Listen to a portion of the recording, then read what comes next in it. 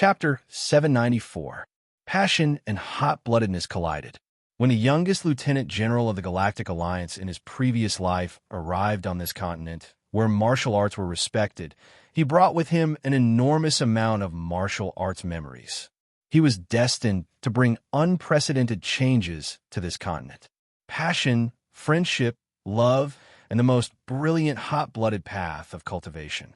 Book ID 179-8557. Author Jean Danian. Running nonstop on the long train track, the cool autumn night wind whistled against his face. Although the train ahead had already slowed down, the air flowing out of the carriage at high speed made the night wind even more devastating and unpredictable. With a bang, Su Lu used his uninjured hand to valiantly grab a protrusion. The heat in his body erupted like a star exploding. In an instant, he climbed up, adjusted his posture in the strong wind, and fell heavily onto the top of the carriage. However, he cleverly used the strong wind on the top of the carriage to slow down his speed, making only a slight sound. He took out a military strap from his backpack, passed it through the maintenance hole on the top of the high-speed train, and then wrapped it tightly around his waist. After repeating this 3 times, his body that was dangerously sliding on the smooth top of the carriage was finally fixed. Su Li's nerves suddenly relaxed, and his muscles relaxed as he lay flat. He squeezed out a sigh from his burning lungs, and then was quickly blown away without a trace by the night wind whistling from the bottom of his feet. If his body was in perfect condition, it wouldn't be difficult for Su Lu to complete the action of climbing the high-speed train to fix his body. However, his injuries were very serious, especially since he had lost a lot of blood and hadn't been able to replenish it. Whether it was his spirit or his physical strength, they were both at their lowest point. Fortunately, he had come up and was about to leave. Contrary to the logical calculations and intuition of President Pabre and all the powerful organizations of the Federation government, he silently lay flat on the top of the whistling and cold high-speed train on this autumn night, enduring the torment of his gunshot wound, and left the capital special district for the largest city in the Federation. The Trinity Association had become an extremely powerful organization in the small pub on the street. Sure, Qinghai had killed Byron and Mace in the Parliament Hill, and Senator Paulson, who had been shot by Su Lu, wasn't a member of the association at all. The other important member of the association, General Hu Zhu, was currently recuperating in the garrison area of Harbor City. He took the high-speed train to Harbor City just to kill people. The metropolis in front of them that looked like a deformed giant beast waking up in the morning fog was the largest and most prosperous port city in the Federation. Su Lu stood next to the highway and looked over there. Feeling the slight warmth from the soles of his shoes, he could not help but shake his head with a bitter smile. As expected of the most luxurious place in the entire capital ring, autumn had just arrived, and the Municipal Road Management Department had already started to speed up the heating equipment under the cement layer, not caring about the redundant consumption at all. Su Lu was no stranger to this city, which was far larger than the capital. Back when he was developing the MX Mecha at the Nutshell Engineering Department, he would take the high-speed rail from the capital to Hong Kong every weekend. He had passed by this city countless times, but strangely, he could not find any sense of familiarity or closeness.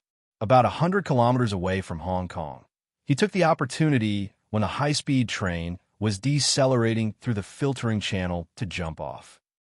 It was not that he did not think of slamming on the brakes like Lin Banshan and Zhang Xiaohua did in the past, but that would appear too arrogant. He was here to kill people, so he naturally needed to be more low-key than low-key. Standing by the side of the road, Su Lu stretched out his right hand and made a hitchhiking gesture. Because there weren't many cars in the morning, a kind-hearted female driver stopped beside him after more than 10 minutes. In the following conversation, the female driver, who was already over 40 years old, frankly admitted that it was purely because she couldn't bear to hurt Su Li's smile under the shadow of the hat. So she stepped on the brakes 0.4 hours later. A young man wearing a hooded sports coat and carrying a heavy backpack walked out of the garden-style sanatorium in the garrison area of Port City. Because the brim of the hood was too low, no one noticed that his face was unusually pale. He bought a phone that was neither cheap nor expensive from the military service center opposite the sanatorium. The young man quickly and inconspicuously turned into a side alley.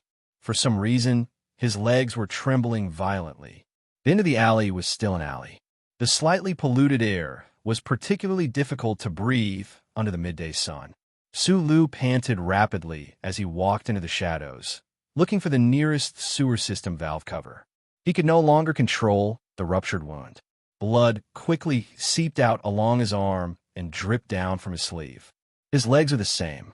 Who knew how many gunshot wounds began to bleed after he lost control of his muscles? Every step he took toward the end of the alley left a clear blood footprint on the ground.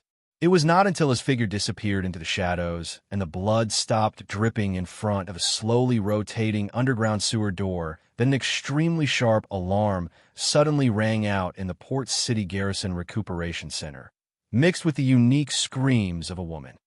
The interior of the sanatorium occupied the second floor of the building with the best view.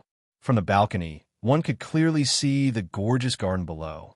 In Hong Kong City, where air pollution and economic power were both the best in the Federation, this huge garden undoubtedly represented absolute power and luxury. General Hu Zhu, who had just been relieved of his position as the deputy commander of the 2nd Military Region and was preparing to receive more important orders from the president, loved this garden the most while he was recuperating in Hong Kong City. The general had been in the military for many years. He was no longer the smart and weak military officer of the Trinity Alliance.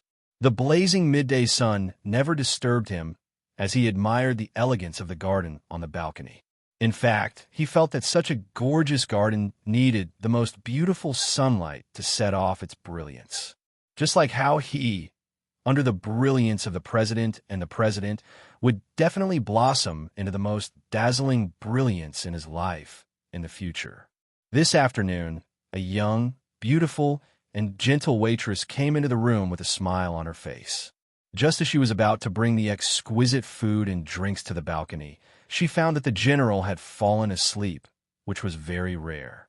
Amidst the beautiful sunlight and the garden, General Hu Zhu seemed to be sleeping soundly. His eyes were extremely wide open, filled with anger and shock. The delicate bloody hole left by the sharp military spike on his throat had completely destroyed his life, just before he was about to blossom into the most beautiful light. The underground sewer of Hong Kong City was filled with a stench that was even worse than that of the capital special district. However, Sulu, who was walking slowly in the darkness, didn't seem to smell it at all. When he passed by a corner with good signal, he picked up the phone and dialed the number of a certain girl again. Almost immediately after, the deep and charming voice of the president sounded from the other side of the phone. Until this moment, Sulu still felt that this voice was indeed convincing. After a moment of silence with mixed emotions, he said in a low voice, "Byron is dead, Matt is dead, Lake is dead, Paulson is dead, and just now, General Hu Zhu is also dead. Mr. President, guess who will be the next one?" Chapter 795. Mr. President, we just received the news. The staff of the official residence pushed open the door and entered. Looking at President Pabre on the balcony in the morning light with a shocked face, he quickly said, "General Hu Zhu was assassinated in the Harbor City Garrison Sanatorium and has died. According to the speculation, it should be Sue. Can you slow down your information collection a little bit?" President Pabre roared and stopped his subordinate's report. His broad shoulders trembled violently because of anger. He suddenly threw the phone in his hand to the wall. The phone broke into 3 pieces, revealing the miserable pipeline components inside. The officials in the Oval Office stood up with complicated expressions. The sound outside the door suddenly stopped, and the entire official residence was shrouded in silence. No one had ever seen the president so furious. Even when Vice President Pabre was killed in Parliament Hill a few months ago, President Pabre's face was only filled with grief, but there was still firmness and confidence in that intense grief. He was definitely not as furious as he was at this moment. The most loyal subordinates and the most excellent companions were dying one after another. They left one after another in Su Lee's cold-blooded terrorist attack. President Pabre could ignore that Senator Paulson became a pile of meat under the hospital building, but he couldn't bear the heavy psychological blow that Hu Zhu's death brought to him. General Hu Zhu was also a member of the tavern back then. In the grand historical mission conceived by the most outstanding minds of the Federation, the general played a very important role and took on more difficult tasks. He was the best candidate in President Pabre's mind to be the commander-in-chief of the frontline troops of the Federation. However, who would have thought that he would quietly die in Harbor City like this? Li Jiedu had been dealing with very critical issues in the Bureau of Proclamation for the past few days.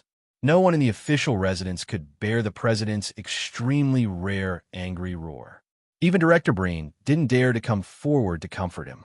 His two thick and powerful hands supported his thick and tired body on the table. His chest heaved up and down quickly.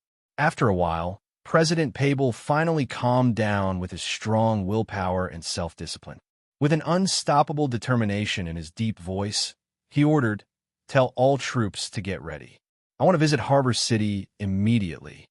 The staff in the office were collectively shocked. Knowing that the horrible Colonel Su Lu was in Harbor City, Mr. President insisted on going there in person, which was really incredible. Director Breen silently looked at the president's back. He understood that the president didn't want Su Lu to have the initiative to choose the battlefield. "I don't need to guess who you'll kill next. I'll silently and coldly wait for you to kill me, or wait for you to kill me."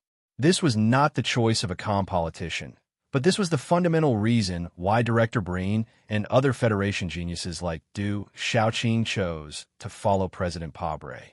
He quickly walked to the encrypted phone and notified the small-eyed troops, the Army Command Center, the Special Task Force, and the Federation Investigation Bureau in order. When President Pable made a strong decision in the morning light of the capital, it was a sunny day in Port City on the other side of the continent. However, the dark and smelly underground sewer was cold and gloomy. Su Lu, whose clothes were full of blood stains, was holding onto the wet wall and moving forward step by step with great difficulty. In less than 48 hours, he had experienced many different but equally intense battles.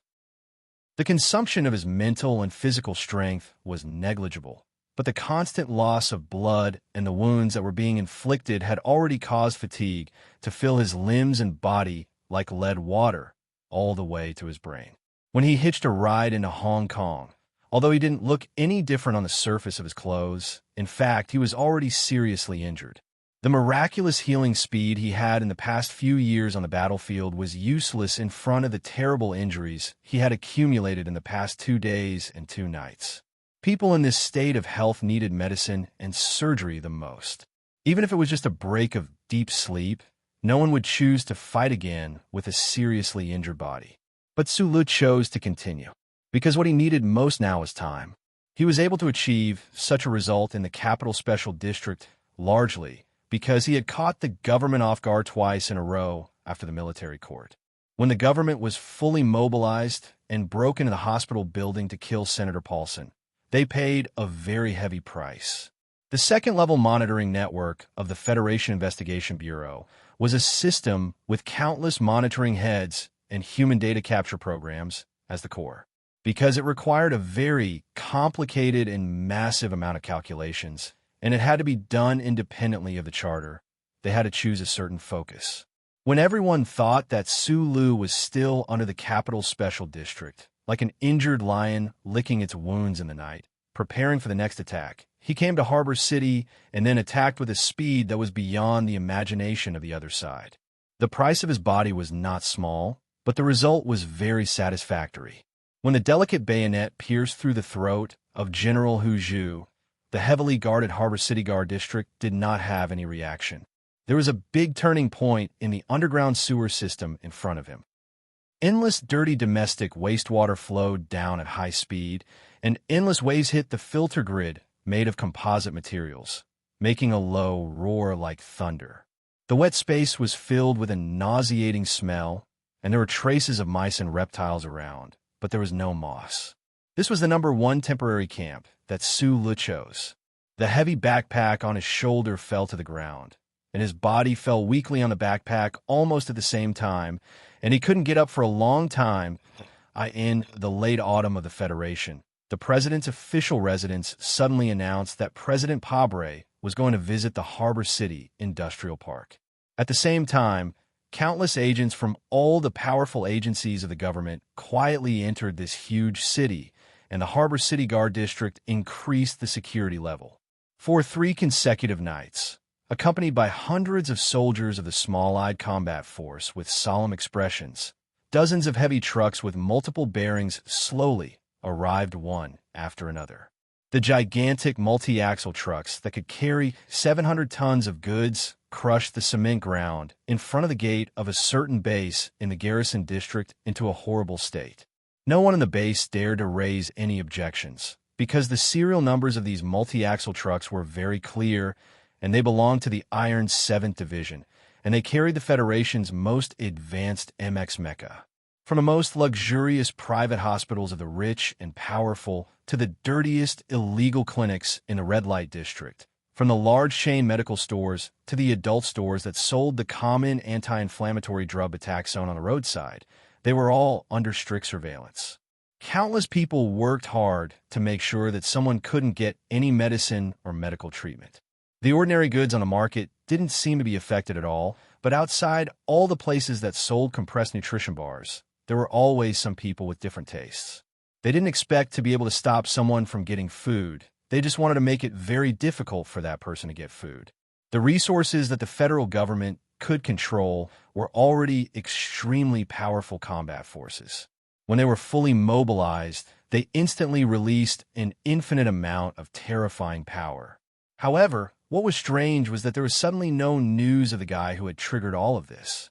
The Federation's secondary surveillance network that was spread all over Harbor City couldn't find any trace of Su Lu. For several days, they couldn't find any trace of him. He seemed to have disappeared in the sea of people in Harbor City, or disappeared in the extremely complicated underground water system. The citizens of Harbor City smelled something strange. On the civilian network, there were already people who began to discuss this strange phenomenon in the city. There were even netizens who took pictures of as many as 400 black SUVs belonging to the Federation Investigation Bureau entering the city. Some people keenly noticed the pressure that the medical system was under recently.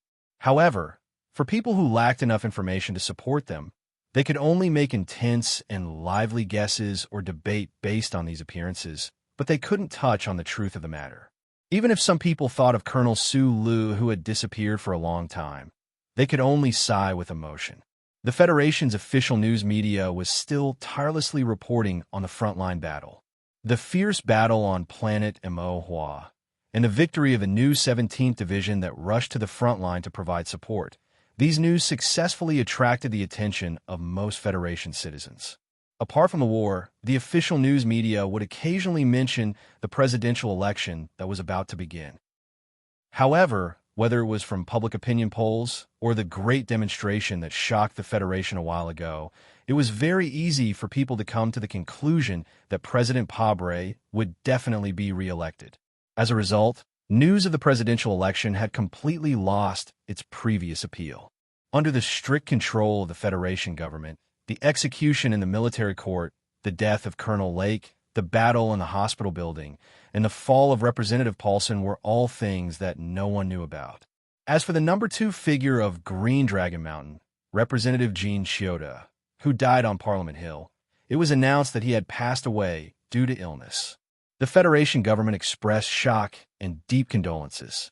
The anti-government forces and the Nanshui leader, who didn't need Su Lu to take the blame, were very happy to accept this explanation. The news media controlled by the large families also strangely didn't raise any questions. There wasn't even a single newspaper that mentioned the gunshots in the hospital building. Right now, Su Lu, who was hiding in Hong Kong's underground waterways, also didn't want to tell this news to all of the Federation citizens. The war on the other side of the universe was still fiercely continuing. The army needed a seemingly stable rear. No one wanted the Federation to fall into chaos. They only wanted to silently and cruelly kill each other in the shadows of the night, but they weren't willing to put on a show for the public to see. The government, Sulu, the Seven Great Families, and Green Dragon Mountain seemed to have formed a kind of laughable and somewhat sad tacit understanding. The operation that consumed a huge amount of government resources still continued on Hong Kong's surface. It looked like it would never end. The heavily injured Sulu was still silently waiting in the dark and stinking underground. It looked like he would never come out. In this strangely calm atmosphere, the people on the surface and underground were competing in patience. On a certain incomparably ordinary evening, an alarm sounded in a building in the distant Capital Special District. The Federation Investigation Bureau's secondary surveillance network discovered a suspicious target outside a certain pharmacy in Hong Kong's Shanbao District. The battle abruptly started and then quickly ended. There was a fresh blood stain in the underground waterway behind the street, and on the ground further away were cloth shopping bags that had been torn apart by shrapnel. Several bottles of medicine rolled around beside them. Chapter 796. Once the battle started, it would unfold one after another. In the remote streets of Harbor City, next to the misty lake in the city, gunshots would occasionally ring out. The gunfire would instantly light up the night sky, and then it would quietly end again. This was a battle between an individual and the Federation. If it weren't for the Federal Central Computer shining behind him, no matter how powerful Sulu was, he would only be crushed into countless pieces by the powerful government machine. Specifically, in the continuous silent battles this autumn, even with the help of the old man, he still encountered a lot of dangers. There were several times when he was almost successfully hunted down by the other party. The Special Department, named Small Eyes, efficiently commanded countless military police and gradually played a more and more powerful role in the battle. In the sometimes blue and sometimes gray sky, the autumn ground, and the dark and damp underground, a large net with the skeleton of the sea of people and intensive surveillance had been laid out and began to gradually tighten. It was about to bind the seemingly powerful and invincible Sulu in the center of the net. A burst of violent coughing sounded in the dark underground passage. The sound squeezed out from the injured lung was forcefully suppressed, but it forcibly broke through the throat, vibrating the dry vocal cords and making a hoarse and unpleasant sound. With his back against the wet wall, Sulu spread his legs and sat on the ground tiredly and relaxedly.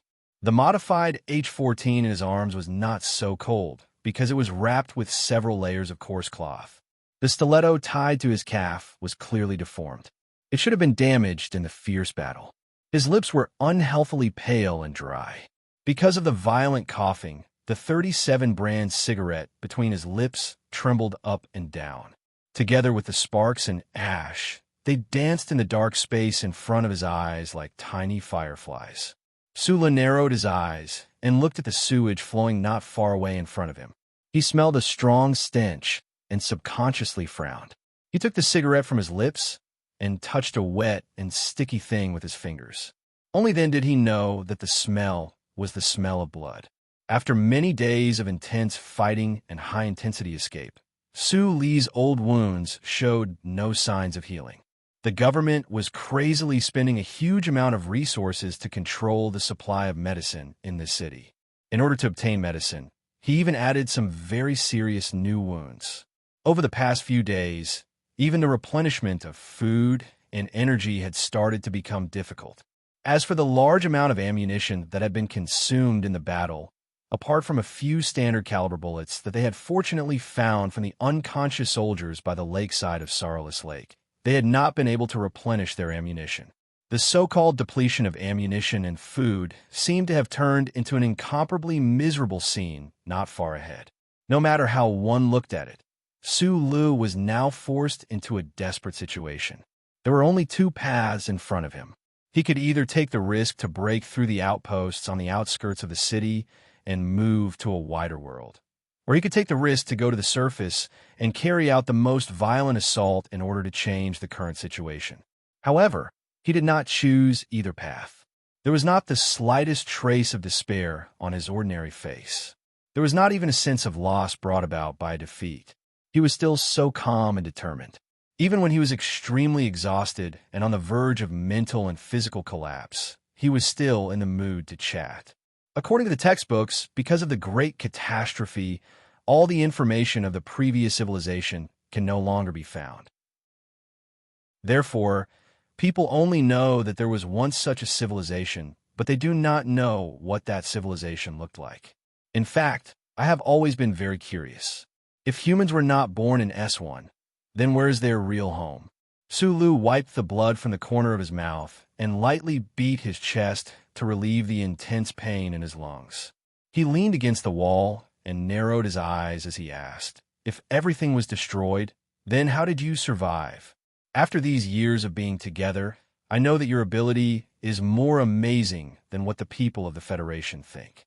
Do you have any good stories to tell me about this?" The quiet and cold underground water channel was silent. After an unknown amount of time, the voice of the Federal Central Computer sounded. There was no emotional fluctuation in the voice. It was calm and cold. "The information before the catastrophe is top secret. Your level of authority is not high enough. In addition, according to the core instructions and the countless calculations I have repeated, even if you know more about the civilization before the catastrophe, it will not be of any help to the current human society. I just feel that I may die soon. Therefore, although I'm only in my 20s, I suddenly feel that these endless underground water channels are full of the smell of vicissitudes. Therefore, I want to hear an old story with a strong sense of vicissitudes." Sulu smiled tiredly. He leaned against the wall and gently stroked the rough cloth of the sniper rifle from top to bottom. He said, "Although your life is incomparably long, I'm the first person in your life that you can directly communicate with. Now that I may die at any time, you will once again fall into eternal loneliness. I suggest that you cherish the opportunity to talk to me." The old thing was silent for a long time. It was probably moved by Su Li's words. If it had the heart, the cold mechanical voice inexplicably had some emotions. "I told you before that the group of 5 left a back door in my core program. The data fragment in the replacement chip behind your neck activated my back door. That is why I sent you a request to contact me. What does this have to do with that old story of vicissitudes?" Su Lu put the cigarette into his mouth with 3 fingers and took a deep breath. He did not ask seriously. Although many people thought that he was the most talented engineer in the Federation, he, who seriously lacked academic education, did not seem to care much about the answer that many scholars would care about. "The data fragment is very similar to my core program design. In other words, we should come from the same source. You said this before." Su Lu pressed the cigarette but into the crack of the brick beside him and said, "I went to the Empire to help you find the answer, but I'm very sorry that I couldn't find it. They don't have mechanical intelligence as awesome as yours. Looking further into the starry sky, the source should be there. What I don't understand now is why the information fragment that comes from the same source as mine is of a higher level than mine. Why would it appear in the Empire? As you said, the mechanical intelligence in the Empire is still in a primitive and ignorant stage. Higher? How is it higher?" Sulu asked. "You can understand it as a higher IQ." The old thing was silent for a moment before explaining, "The story of vicissitudes before the great catastrophe that you want to know should be related to the information fragment in the chip behind your neck. As for the part that I know," Sulu said, "although I haven't washed my ears, I'm listening seriously. It's actually a very simple story," the old thing said calmly. The old man said calmly, "The previous generation of civilization created by humans was destroyed in a great disaster, which is what we call the Great Catastrophe now. The group of 5 escaped in a spaceship, experienced a long interstellar journey, and came to the planet you are on now. The current Federation society is the descendant of the fleeing passengers carried on the spaceship. I was the star map calculation computer of that spaceship. After the spaceship landed on S1, it disintegrated, and I was modified into my current appearance. This is a story that many novels have speculated about. It's that simple."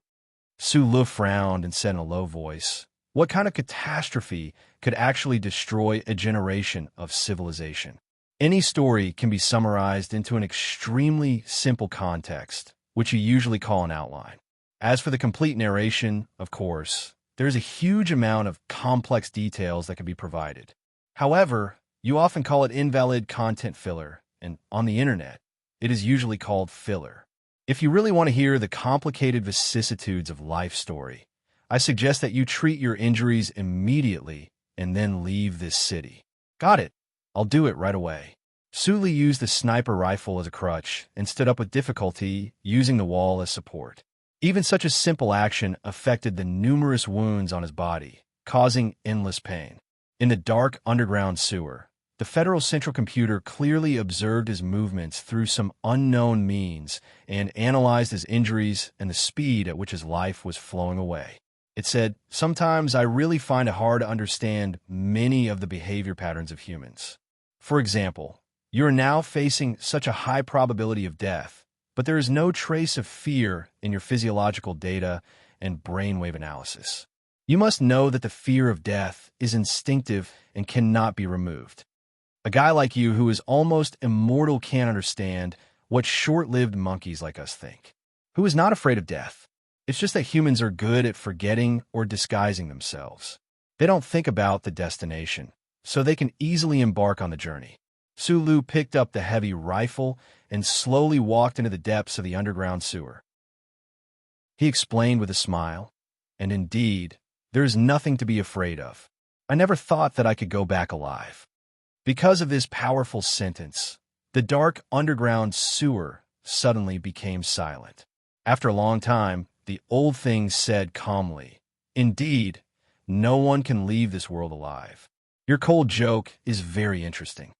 Hearing the answer that was beyond his logical judgment, Sulu smiled bitterly and said with emotion, "Such bold words were interpreted as a cold joke. You're really a boring guy. I didn't get the passionate response I expected. I am very disappointed." The low and almost inaudible footsteps gradually disappeared. The back of the man who was walking forward with difficulty was slowly swallowed by the darkness. Together with the old thing who had no back, they walked into the depths of the dark underground sewer. Occasionally, a few words of conversation could be faintly heard. "To be honest with you, by my side, I don't worry about dying at all. Just like on that planet of the Empire, when the sky was filled with missiles, you would definitely ride the black tri-wing ship and break through the colorful clouds to pick me up. But have you ever experienced my painful psychological struggle? The pain of the core program conflict is no less than the pain your body is suffering now. And I faintly feel that something very bad is happening. The pressure is very great. In order to relieve this kind of emotional reaction in the core program, I even gave myself the name Philip." "Philip? Sound good. I will call you that in the future. But is there any interesting connotation behind the name you chose?" "Oh, I forgot. Although you have a lot of connotation, you have never been an interesting guy. Philip is a famous person in the history books before the catastrophe. Legend has it that he walked on the edge of the offside all his life. Some people even said that he lived on the offside line. This is very similar to my current situation." Chapter 797. The 17th Pier was not a pier, but a famous leisure area in Gangdu. Bars and restaurants were quietly hidden in the complicated streets and alleys. The strange tension in the air of the city these days obviously had no impact on the daily enjoyment of the rich people. It was still an autumn afternoon, but there were already many expensive cars driving into the deep passageway under the careful guidance of the doorman. With the brim of his hat tightly covering his head, Sulu walked quickly through the street. He was wearing a sports windbreaker that he had just stolen from a warehouse in a shop. The powerful government agencies that were chasing him probably did not focus their surveillance on these places. Many years ago, he came to this leisure area called the 17th Pier. He once broke someone's finger in a restaurant. The finger of the director of the Nutshell Engineering Department was as crisp as an iced radish when it was broken. Magnolia killed the first person for Sulu in the back alley of another pub. The blood that splashed out of the neck of the guy who was either from the government or the Leaf family was as light as the orange juice in the pub. Time passed and never came back. Everyone's life had changed so much that even though they were still young, they were already qualified to reminisce about the past like an old man. Sulu walked past the restaurant and pub with his head slightly lowered. He was a little nostalgic, but he did not go in. Instead, he walked along the slightly sloping ramp to a high-end residential area. The afternoon sun shone on Mulberry Lake, dispelling the thick fog on the lake in the largest city in the Federation. The sun was reflected into countless golden lights, penetrating the luxurious floor-to-ceiling windows and swaying warmly in the spacious living room. Sulu did not know who the owner of this high-end residential area was. He just randomly picked a house and broke in. Of course, that door was not broken. The alloy door with the most advanced composite anti-theft measures was useless in front of his steady fingers and tools. All hospitals, clinics, and pharmacies in Gangdu were under strict surveillance. There were 3 thrilling battles, all because of his urgent need for medicine. In this case, he chose another simpler and more direct method, which was to break into people's houses to search for the medicine he needed. It must be said that Su Li's luck had always been good. He did not stay in the bedroom for too long before he found what he needed the most. In addition, he also found a lot of compressed nutrition bars and 2 very professional first aid kits in the storage cabinet. From the number and the details in the room, he roughly guessed that the owner of this high-end residential area should be a senior doctor in a hospital in Gangdu. He walked out of the restaurant like a wild animal with soft meat on the soles of his feet. He did not make a sound. Looking at the little boy sitting cross-legged under the floor-to-ceiling window, he frowned and subconsciously pushed the sniper rifle into his windbreaker, not wanting to reveal anything. After entering this high-end residential area, he found that there was a little boy in the room. Before he angrily accused the old man of being lazy, he was somewhat surprised to find that the little boy had been squatting under the floor-to-ceiling window, carefully disassembling something in the golden sunlight, and did not notice his intrusion at all. He went to the bedroom to search for medicine and went to the restaurant to search for food. During such a long process, the little boy by the floor-to-ceiling window never got up, nor did he look back. Holding a standard 6-star repair knife in a small hand, he was unusually focused on dealing with the things on the ground. Sulu, who was about to leave, looked at the little boy's dyed blonde hair under the sun, and his tightly knitted brows gradually relaxed. After hesitating for a moment, he quietly walked forward, wanted to see what actually made the little boy so focused. The little boy was trying to disassemble an electronic alarm clock. The hard alloy head of the standard 6-star repair knife left countless scratches on the inner shell of the clock. It seemed that he had tried many times, but still could not open it. In the golden sunlight, Sulu stood behind the little boy and watched him focus. After a long silence, he finally could not help but whisper, "Tilt down 60 degrees and pry up." This is the most shameless patented design of the alarm clock company against people like us. There is no other way but to use force. 20 seconds later, using a hat to cover his face, Sulu quickly ran out of the neighborhood. It seemed that the little boy's sharp screams were still echoing in his ears. He felt that he really did not have the face to see anyone, especially not the face to see the old man who kept nagging and mocking him in his mind. Can you imagine? In order to prevent people like us from disassembling it, the company that produces the electronic alarm clock actually came up with such a despicable method, and they even have the face to apply for a patent.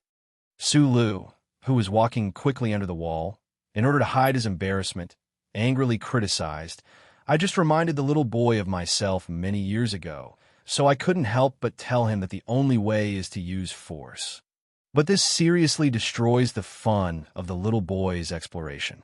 The Federal Central Computer quickly retorted in his mind, "I think you have the desire to preach in your bones. If I remember your birthday correctly, according to the old era's constellation classification, you are a Scorpio bastard. When I was in the repair shop, the fun was often destroyed by that guy too." Sulu remembered the disgusting but proud smile of the uncle back then and subconsciously curled his lips and said, "Philip, although it is fighting time now, you have to allow me to have some of my own mental life. Although this is my name, I still feel that it is a bit strange to be called this by you.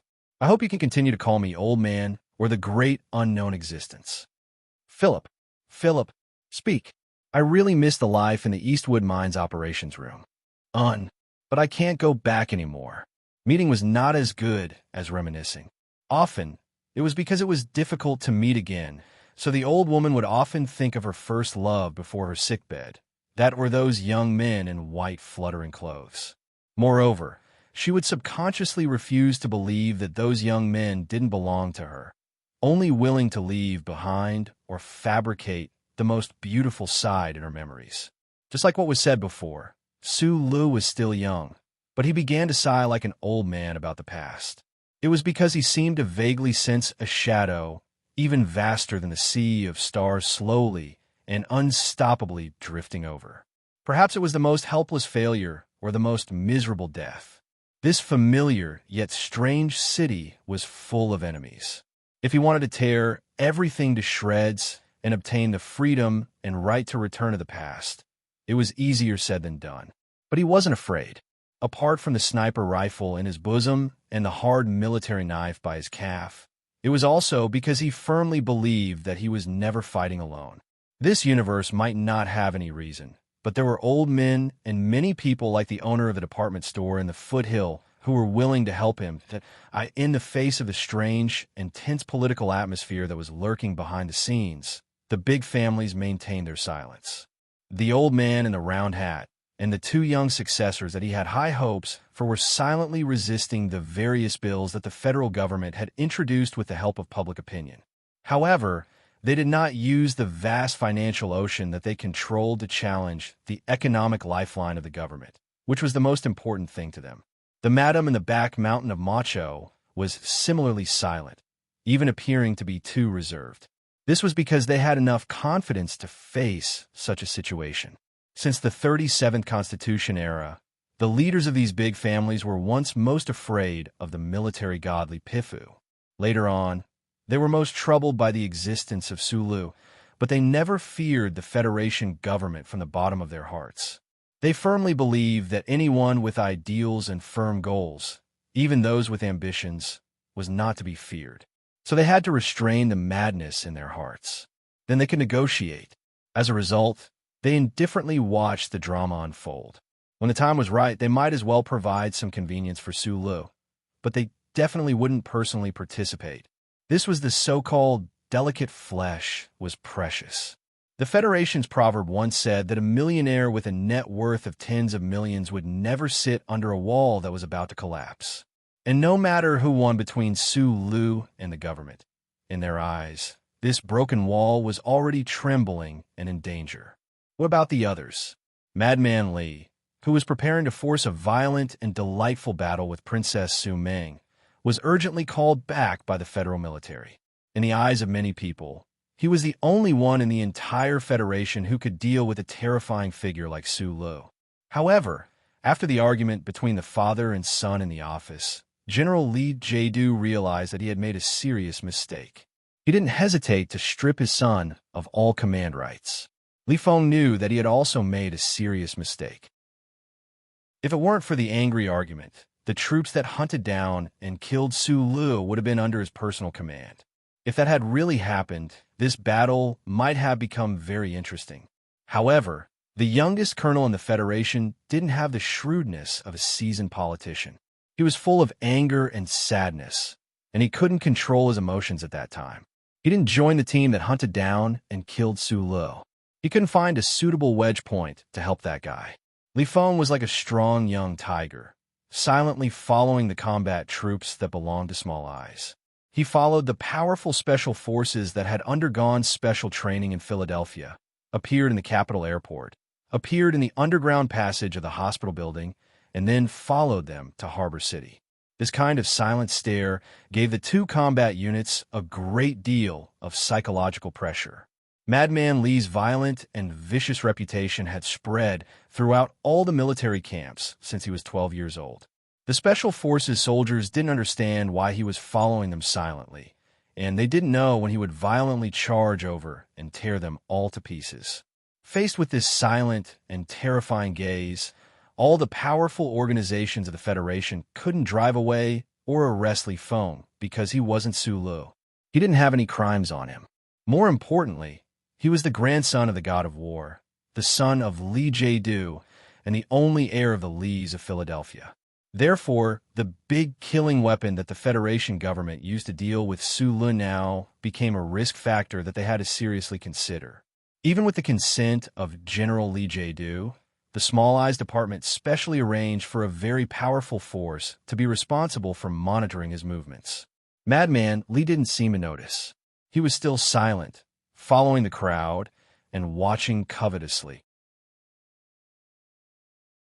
Chapter 798. Capital Special District. After confirming that the delivery of the goods was not discovered by the military, Zhou Yu's expression finally relaxed a little. Her frowning eyebrows gradually relaxed. She tiredly rubbed her forehead, took off the red flower in her hair, and put it next to the screen. Then, she turned around and walked downstairs. Her father, Zhou Yingxing, was inspecting the strategic reserve bases in the major galaxies according to Mr. President's request. He should be somewhere in the S3 base right now. Everyone knew that Minister Zhou would never be able to return to the position of Minister of Defense, but the Shishan compound did not take back the mansion at this time. In the eyes of the big shots in the Capital Special District, Zhou Yingxing was just an old dog in front of Mo Chao's wife. Otherwise, how could he be promoted from the director of the General Assembly Base to the position of Minister of Defense? However, in the past 6 years, especially during the war with the Empire, Zhou Yingxing fully proved his ability and even courage in addition to his scholarly demeanor. Even though he was dejected now, he still had enough respect. Zhou Yuhua was running quickly next to the coffee table on the first floor, making a funny face and laughing at his cousin. Because he was worried that his mother was in a bad mood, Zhou Yu and his wife asked for leave to go home. After greeting her brother and sister-in-law with a smile, Zhou Yu sat down and arranged the fragrant flower pots in the guest room with her mother. She had been raised to be the princess of the Tai family since she was a young girl, so she was no stranger to this kind of work that required careful thinking. However, today, she didn't know why, but she felt a little irritated, especially when she saw her son running quickly and making an exaggerated smile. She couldn't help but gradually frown. Zhou Yuhua didn't know who he inherited this trait from. Although he was very young, he was already smart and cunning enough to keenly capture his mother's emotions. He, who was usually very arrogant, subconsciously shivered and hid behind his uncle. Zhou Yu looked at his sister with a frown and asked, "Are you worried about Sulo? These worries don't make any sense. You should know what he has done these days. No matter how open-minded or even cowardly the government is, it won't allow him to live anymore. Sister, I advise you to be mentally prepared." Zhou Yu's expression didn't change as she gently nodded. Looking at her daughter's trembling right hand, Mrs. Zhou raised her head angrily. She glared at her son and scolded, "Don't talk nonsense." Beside Philadelphia Lake, Jian Shui'er sat silently on the large bluestone. She stared blankly at the surface of a lake that had complicated patterns blown by the autumn wind, as well as the blurry reflection of the snow mountain that was disturbed by the ripples of the water. Her perfect face was unusually calm. When I was very young, I dared to leave Philadelphia alone. At that time, the old man was still alive. He was so angry that he filed a lawsuit, but he still couldn't bring me back to Philadelphia. In the end, he respected my choice.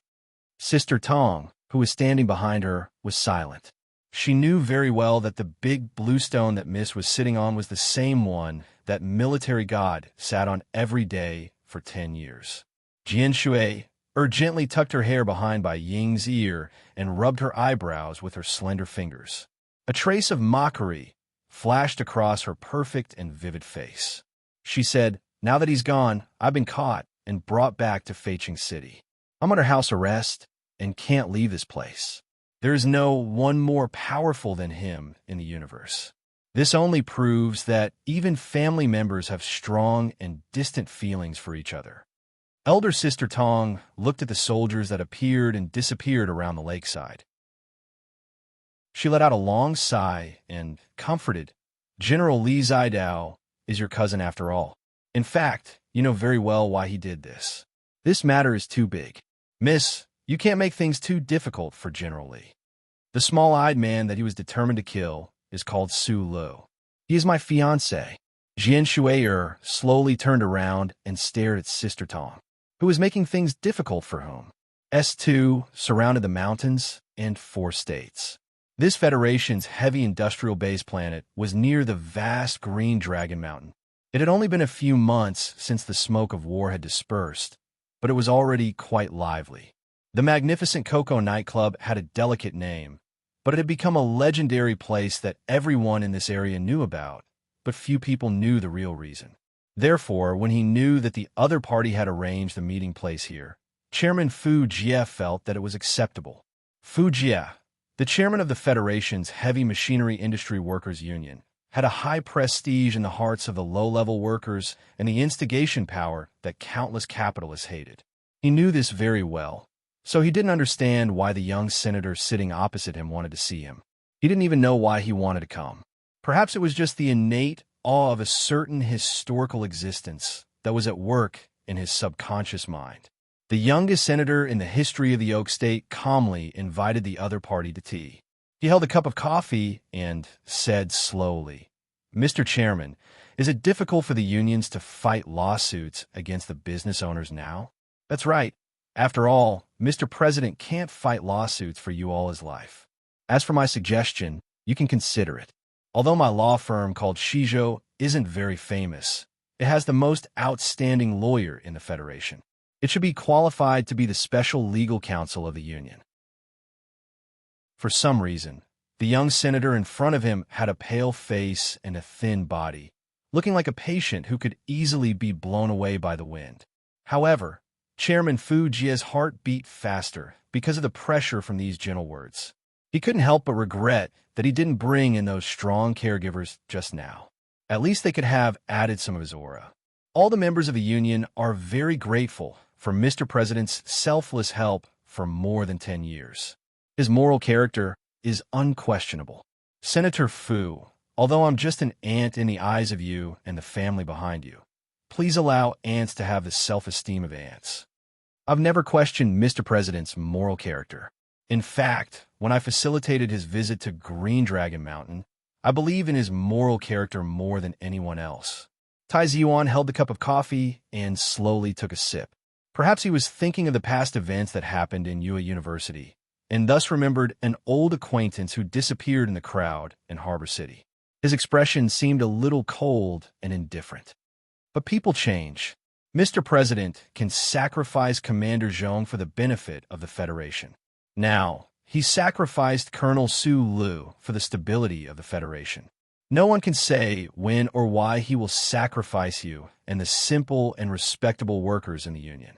Once you get used to the method of sacrifice, it's easy to get addicted to it, because the one who sacrifices is others, but the one who benefits is yourself. He raised his head and looked at Fu Jie calmly. What's more, what is the goal of a person's life? Mr. President, I suggest you think about this problem at a deeper level. According to George Carlin, a capital and power like me will never voluntarily hand over the power in my hands. But if I do, you can also get more practical feedback. Of course, this is a proper feedback for your years of dedication to the struggle of industrial workers. Then, wouldn't it be a very perfect ending? You just said that people change, Li Yao said. Chairman Fu Jie raised his right hand and used his sleeve to wipe the sweat on his forehead. He looked at Tai Ziyuan and said in a trembling voice, "How can you guarantee that you won't change, that you won't go back on your words? My surname is Si. My family and I have existed in this part of the universe for tens of thousands of years and will continue to exist. Mr. President only has 2 5-year terms, so he needs to change, but I don't." Harbor City Industrial Park. The engineers of the Shell Motor Company stretched their stiff limbs and walked out of the room. They had just completed the electromagnetic beam cluster array test in the Westwoods. The benchmark positioning data had been summarized, but they still needed to wait for the matching formula of the curvature of the Earth's crust. Taking advantage of this time, according to Shang Qiu's request, they carried out continuous turbo pressurization tests on the MXD mecha they had dragged back from the Westwoods. I'm not going. You guys go ahead. Shang Xiu shook her head at the invitation of her subordinates. Her hands reached behind her head and quickly twisted her black hair. Then, she fixed it with a pen. Because of this action, the exaggerated curves in front of her chest were extremely clear. The male nerds collectively avoided the gaze of her subordinates. Today, Shang Xiu was the independent technical director of the Shell Motor Company. In terms of rank and treatment, even the head of the engineering department was her subordinate. None of these engineers dared to question her orders.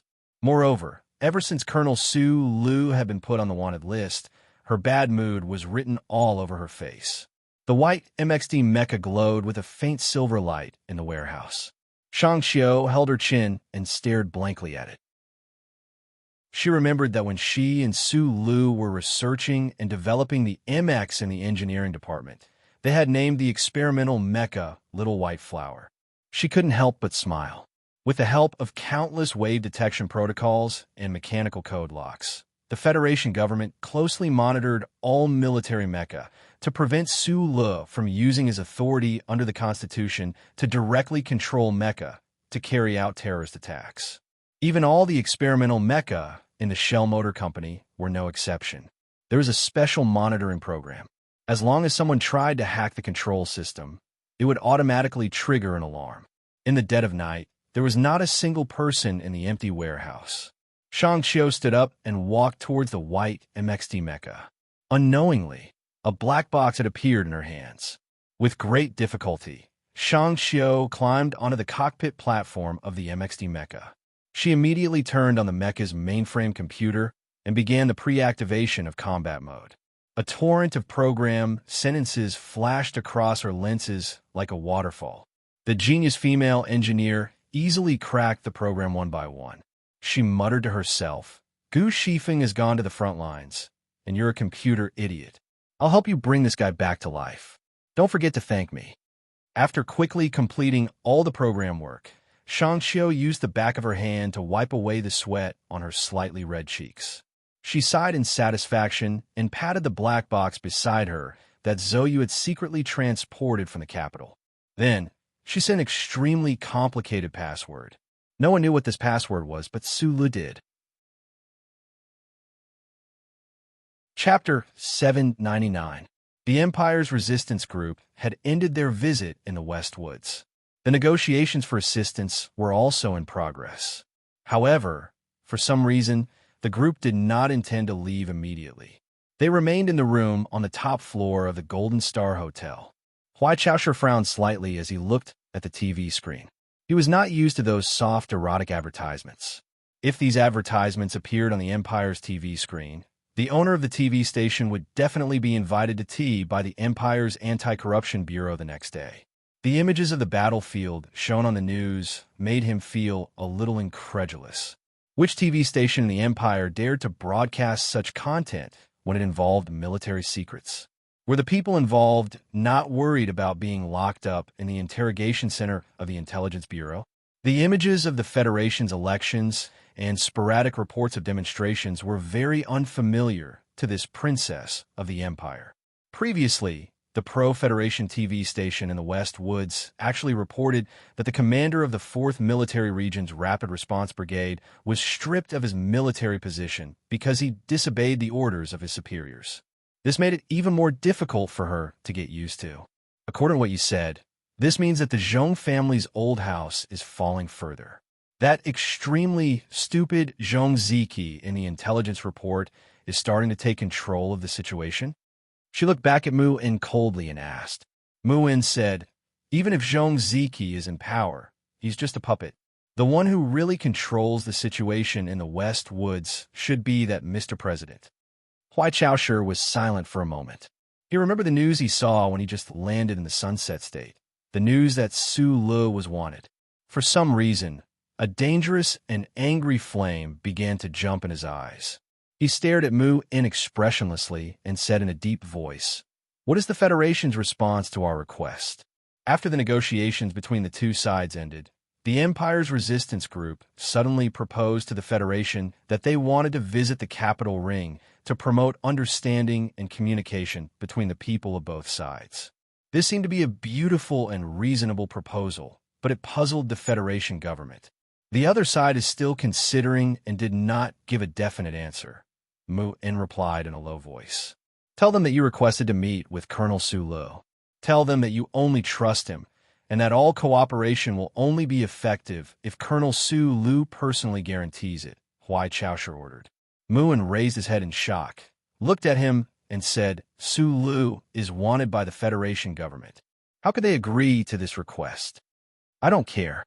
Huai Chaoshu stared dangerously into his eyes and said coldly, Take out your toughest attitude. You must achieve your goal.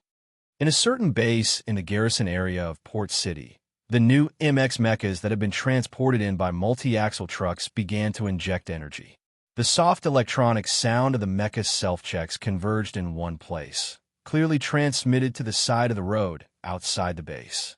For big bowls of white rice, a jean of red braised meat, and a bottle of bright red old chili oil, Madman Li, who had an astonishing appetite, was eating in a small roadside restaurant. Although the red chili oil rice here was not as authentic as the one in Wait 2 district, it could relieve some of his grief. Then, his ears that were many times more sensitive than the average person's clearly captured the familiar sound of the mecha's self-checks.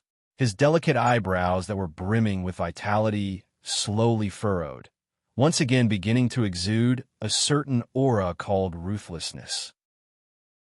According to the intelligence he had obtained from the Westwoods compound, because of Su Li's extremely strange high-level authority, the Federation rarely used heavy weapons in the process of pursuing him, such as mechas or even missile arrays.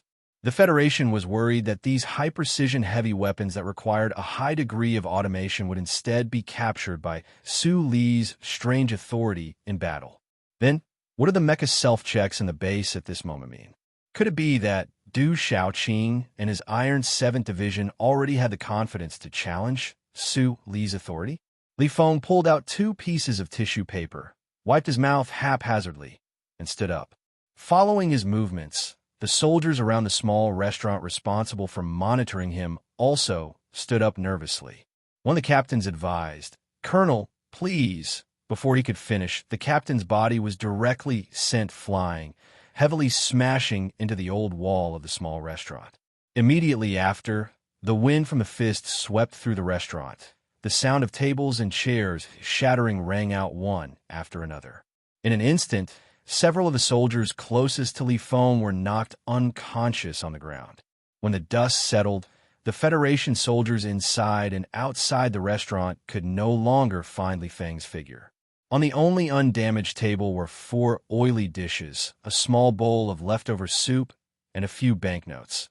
The president came and left.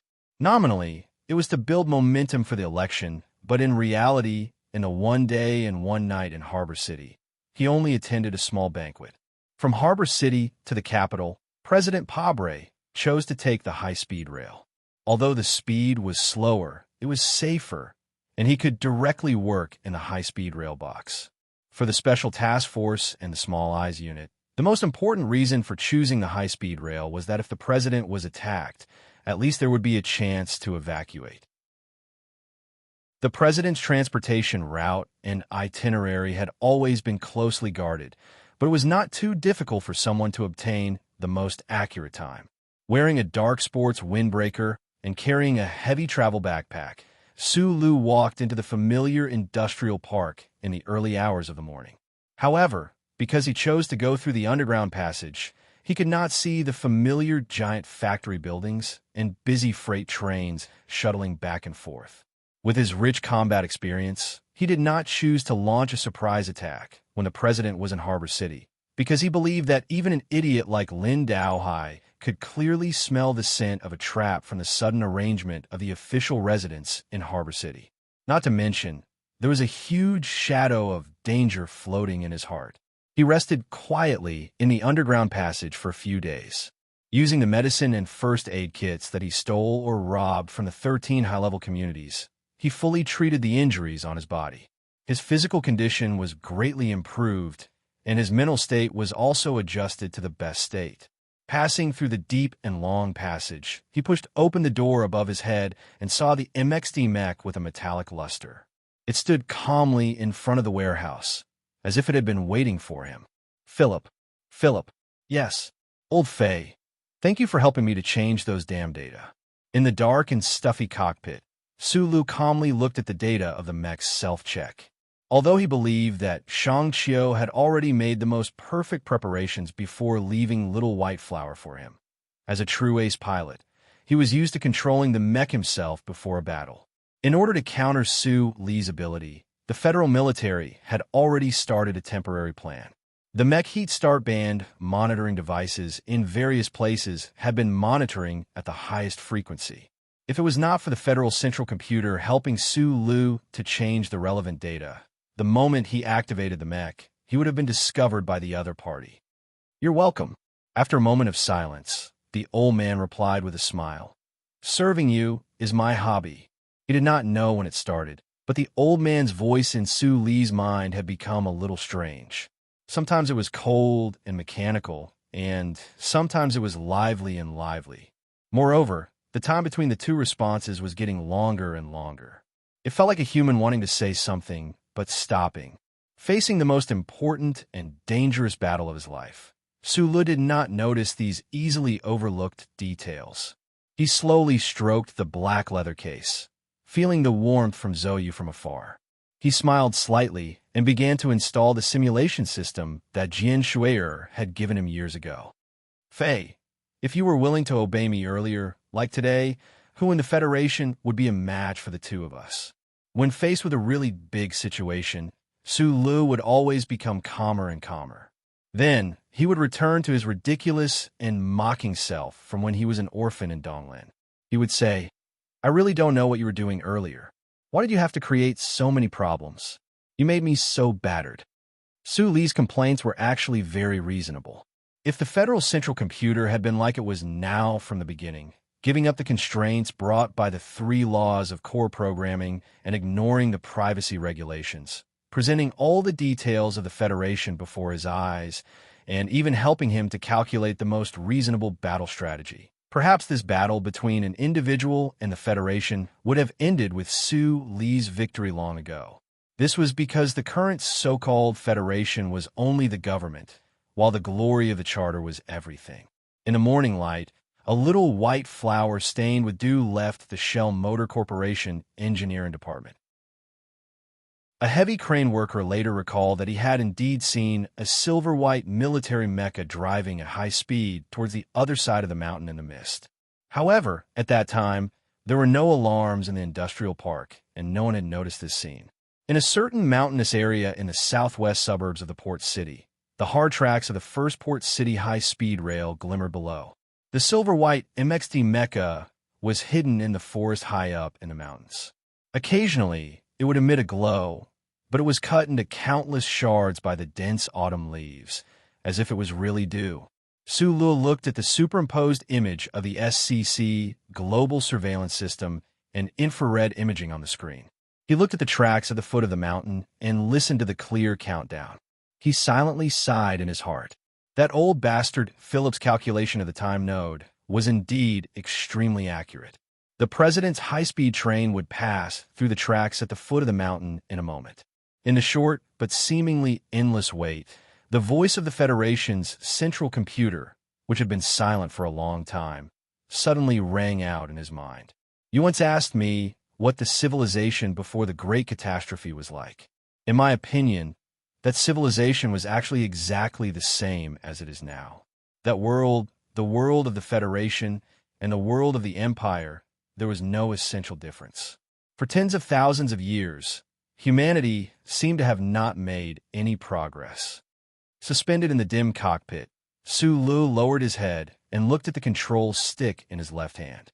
His fingers moved at lightning speed on the 17 taps as he silently listened to the old bastard's voice. Even if you killed the president of the Federation, there would be no essential changes to this world. Moreover, according to my calculations, you should be very worried that the Federation would be in turmoil because of the president's death. Sulu was silent for a moment before replying. The old man and the minister both warned me, but I'm really only good at being a cleaner. I'm in charge of destruction, and I believe that the Federation will naturally have people who will be in charge of construction. The more remote the place where that guy died, the easier it will be for the people in charge of construction to clean up the mess." He smiled and said, "You once told me that the presidents who were assassinated by the 7 families all died of illness in the history books." The hard tracks at the foot of the mountain began to vibrate at a high frequency. The train was coming. Chapter 800. The train came, and the train left. Other than a few yellow leaves, nothing else happened. In the depths of the dense autumn forest, the white MXD Mecca silently and calmly squatted, reflecting the morning light from the distant horizon into a dew-like existence. When Su Li's right hand was about to touch the command light screen, the electron beams in the dual engine holding room of the Mecca were about to turn into a fried dough twist, igniting an unparalleled powerful roar and pushing the heavy Mecca towards the train down the mountain. A sharp alarm sounded in the dim cockpit. The Federal Central Computer informed him as quickly as possible. President Pabre was not on the train. The light in the cockpit maintained an extremely low lumen. Su Li's finger that was on the touch light screen slowly retracted, an inexplicable emotion showing on his slightly thin cheeks. Looking at the quiet valley through the close-up light screen, he vaguely understood that this was a meticulously woven trap by the government, and he did not know how many heavy weapons were coldly aimed at him. However, he did not understand why he would fall into this trap, especially when the old man had the name Philip and began to unscrupulously help him. What method did the government and the military use to be able to hide from the omnipresent the glory of the Charter? Before he could communicate with the old man and clear up his doubts, Su Li's fingers were gradually turning cold, and the shrill alarm of the MXD Mecca's central computer rang in his ears again. The SCC's global surveillance system had discovered 3 high-speed missiles in the atmosphere dozens of kilometers away. The Inferno Standard Mark II missile, the main missile model of the Federal fleet. It had a huge yield and a terrifying cruising speed. In past wars, this missile was mainly used to attack the Empire's high-speed warships in space battles, but today the Federal military used it to attack a Mecca in the valley, the capital's West Mountain compound. More than a dozen fully armed military police knocked on the door of the Independent Building, politely and irrefutably requesting the former minister's daughter to be investigated. Zoe walked down from the 2nd floor. After a moment of silence, she roughly understood what had happened, but she did not know what method the Federation government used to monitor that she sent the black box to Harbor City through Blackhawk. Amidst her brother's angry scolding and her mother's melancholy sobbing, she smiled comfortingly. She put on a red windbreaker over her nightgown and calmly put a bright red flower in her hair. Then she followed the murderous military police out of the door at a high-end apartment building in Harbor City Industrial Park. Shang Qiu rubbed her sleepy eyes and opened the door. She took the official arrest warrant from the hands of the military police, carefully put on her glasses, and carefully read for a long time before returning the electronic document. She didn't try to resist or scream in anger. She just lowered her head and looked at the white and tender cleavage in the collar of her pajamas.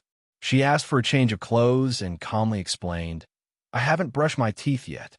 The powerful roar of the MXD Mecca's twin engines abruptly shattered the tranquility of the valley. The tired birds that had just been woken up by the high-speed train once again opened their sleepy eyes in fear. As if sensing the majestic presence in the dense forest, they did not dare to remain in bed, chirping as they flapped their wings and flew out of the canopy. In the dim cockpit, Su Li's left hand tightly gripped the control stick, his fingertips quickly pressing the 17 speed buttons. His right hand kept moving on the touchscreen. The simulation system that covered his whole body keenly captured all the thoughts that came from his bare skin, translating them into a language that the Mecca could understand. Simple, clear, and infinitely perfect operation. Instantly starting the twin engines, the precision turbine began to pressurize into the cockpit.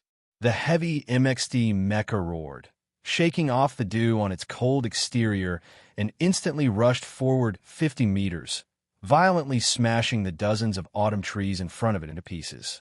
For the extremely high cruising speed of the Blaze standard Mark II missile, it only took an instant to cover a distance of several dozen kilometers.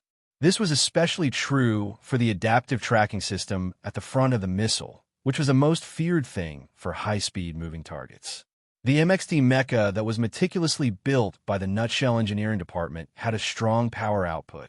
Under Sue Lee's astonishing control, it could perform many inconceivable evasive maneuvers. However, he was not confident that he could avoid the 3 missiles that were tearing through the atmosphere, had already begun to descend, and were about to hit the valley. Moreover, he believed that the federal military would definitely equip the Blaze standard Mark II missile with the highest yield warhead today. The effective killing area after the missile hit would definitely be shocking. Sula still did not press that red button. He ordered Little White Flower to take off her heavy coat and enter the most powerful overclocking state. According to his calculations, if he entered the overclocking state early, even if he could avoid the first wave of missiles, he would not be able to face the second and third waves that would definitely follow. There was a limit to how long the overclocking state could be maintained. Even if he could successfully break out of the invisible ambush around the valley, he would not be able to sustain the battle for a longer period of time. But why did he still want to fight for a longer period of time? The tall and heavy MXD mecha charged down the mountainside, knocking down autumn trees and startling the morning birds. Then, following the hard tracks, it began to sprint due west. The capital was that way, and President Pabre should also be there if he could luckily avoid the 3 Blaze standard Mark II missiles above the atmosphere. Then today would definitely be a long battle. Right at this moment, in the dimly lit cockpit of the mecha, the central control computer once again emitted a shrill alarm. The SCC global surveillance system had captured that 3. For kilometers away, a large concentration of electromagnetic beam bombs had begun to activate. A moment later, countless electromagnetic beam bombs that were highly destructive to mecha began to fly towards them in a dense mass. The face half hidden by the helmet was expressionless. Suli's control was as steady as ever. Only he himself knew that the heart on the left side of his chest was falling bit by bit, turning cold bit by bit. It seemed like a perfect ambush strategy. The white MXD mecha that was sprinting along the tracks should not have any reason to survive. However, immediately after that, the officers in the temporary federal military base who were preparing to check the effects of the bombardment saw one scene after another through various monitoring devices that shocked them. This was especially true for the military engineers who were known for their rigor. They were so shocked by these completely illogical scenes that their eyes widened, their bodies trembling violently. Blaze 1 out of control. Blaze 2 out of control. Blaze 3 out of control. Warning. Blaze 3 out of control. The enormous light beam was playing the picture taken by the S-1 near-Earth military satellite. Everybody in the temporary base saw that the 3 Inferno missiles that had been specially modified to fly in the atmosphere suddenly deviated from the perfect trajectory that had been precisely calculated. The 3 descending Blaze missiles had long been activated with a high-precision automatic tracking system. According to the base's plan, they would accurately hit the fleeing MXD mecha in the blink of an eye. No one would have thought that these 3 missiles would, at this moment, as if they were performing a group dance. They adjusted their postures at the same time in unison and mysteriously flew out of the atmosphere. A few seconds later, 3 explosions occurred in space at the edge of the S-1 thin atmosphere. The high-yield warheads that did not require oxygen silently burned into rapidly expanding fireballs in space. The terrifying power even directly affected the transmission of information from the military satellite. The image on the temporary military base's screen shook violently for a moment, then turned into static. It was not over yet. What happened next made the Federation soldiers in the base feel even greater fear and shock. The hundreds of electromagnetic beam bombs that were flying toward the target at high speed were suddenly unable to receive the satellite's remote signal. The electromagnetic beam bombs that were as dense as a swarm of flies actually became headless flies in an instant. strong signal interference.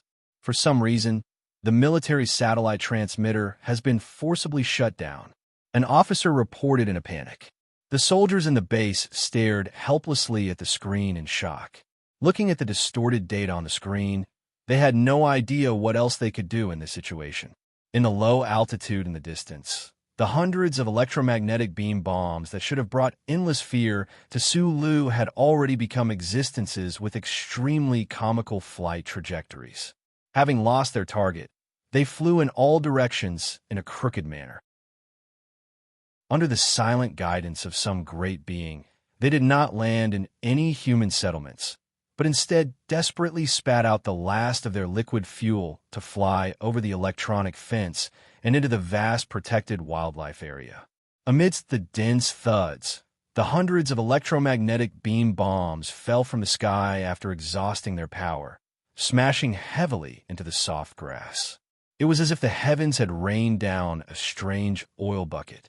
Amidst the continuous explosions, the hundreds of electromagnetic beam bombs exploded in a very rhythmic manner. The dark blue electric arcs that were extremely lethal to mechas had no obvious effect on the soft and wet grass. The light rain of mud flew up and down, not even disturbing the field mice that were sleeping deep underground. A male bison that was patrolling its own territory looked at these strange things that fell from the sky in shock. Then a handful of wet mud hit it strong, but instantly it was enraged. Its nostrils exhaled white smoke in the morning breeze. Its round eyes seemed to see a blood-red war flag. With a loud roar, it lowered its head and pushed against the nearest electromagnetic beam bomb. Amidst the crisp sound, the bison pushed the heavily damaged electromagnetic beam bomb shell into a pond. After confirming its victory, it raised its head proudly. Stepping on the mud, it walked towards its many wives and concubines. The strange scenes that happened in the sky must be the old thing finally showing its endless power again. In the dim cockpit, Sulu, whose eyes were slightly red, showed a trace of a sincere smile. Outside the valley, there was a heavy armored team and the special forces under Small Eyes. The dense rain of bullets and the heavy individual firepower from the mountaintop interweaved around the white MXD mecha. Under Su Li's control, the MXD mecha seemed to have some kind of magic.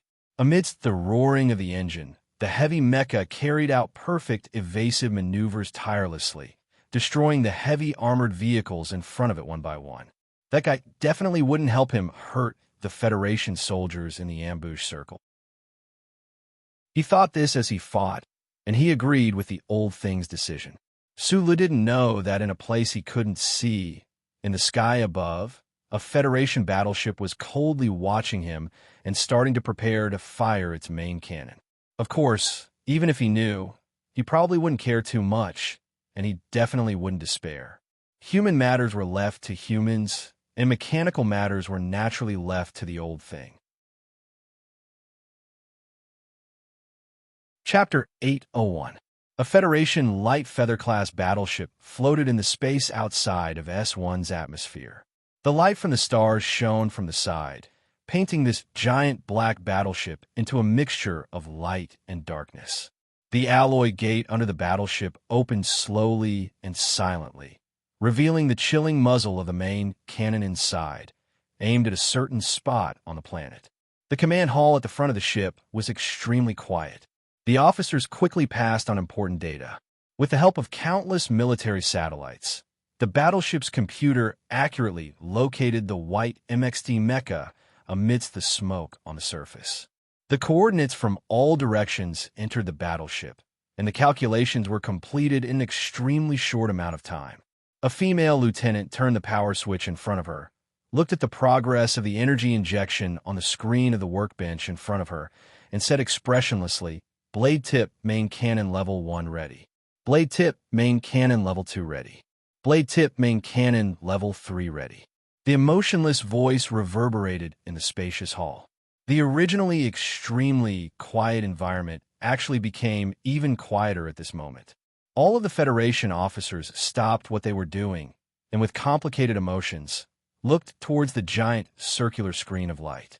They worked on the battleship all year round, and knew very well what kind of terrifying result the moment that powerful main cannon fired, filled with the smell of destruction and cold beam of light would cause. There was no mecha in this world that could withstand the power of a battleship's main cannon. They waited silently, waiting for the death of the most outstanding soldier of the Federation. Some of the officers even quietly took off the military caps on their heads. Fire. Inside the alloy gate under the battleship, the giant main cannon platform once again protruded with the order. A dark blue light quickly lit up within the circular structure of the platform, and then connected to form a perfect circle.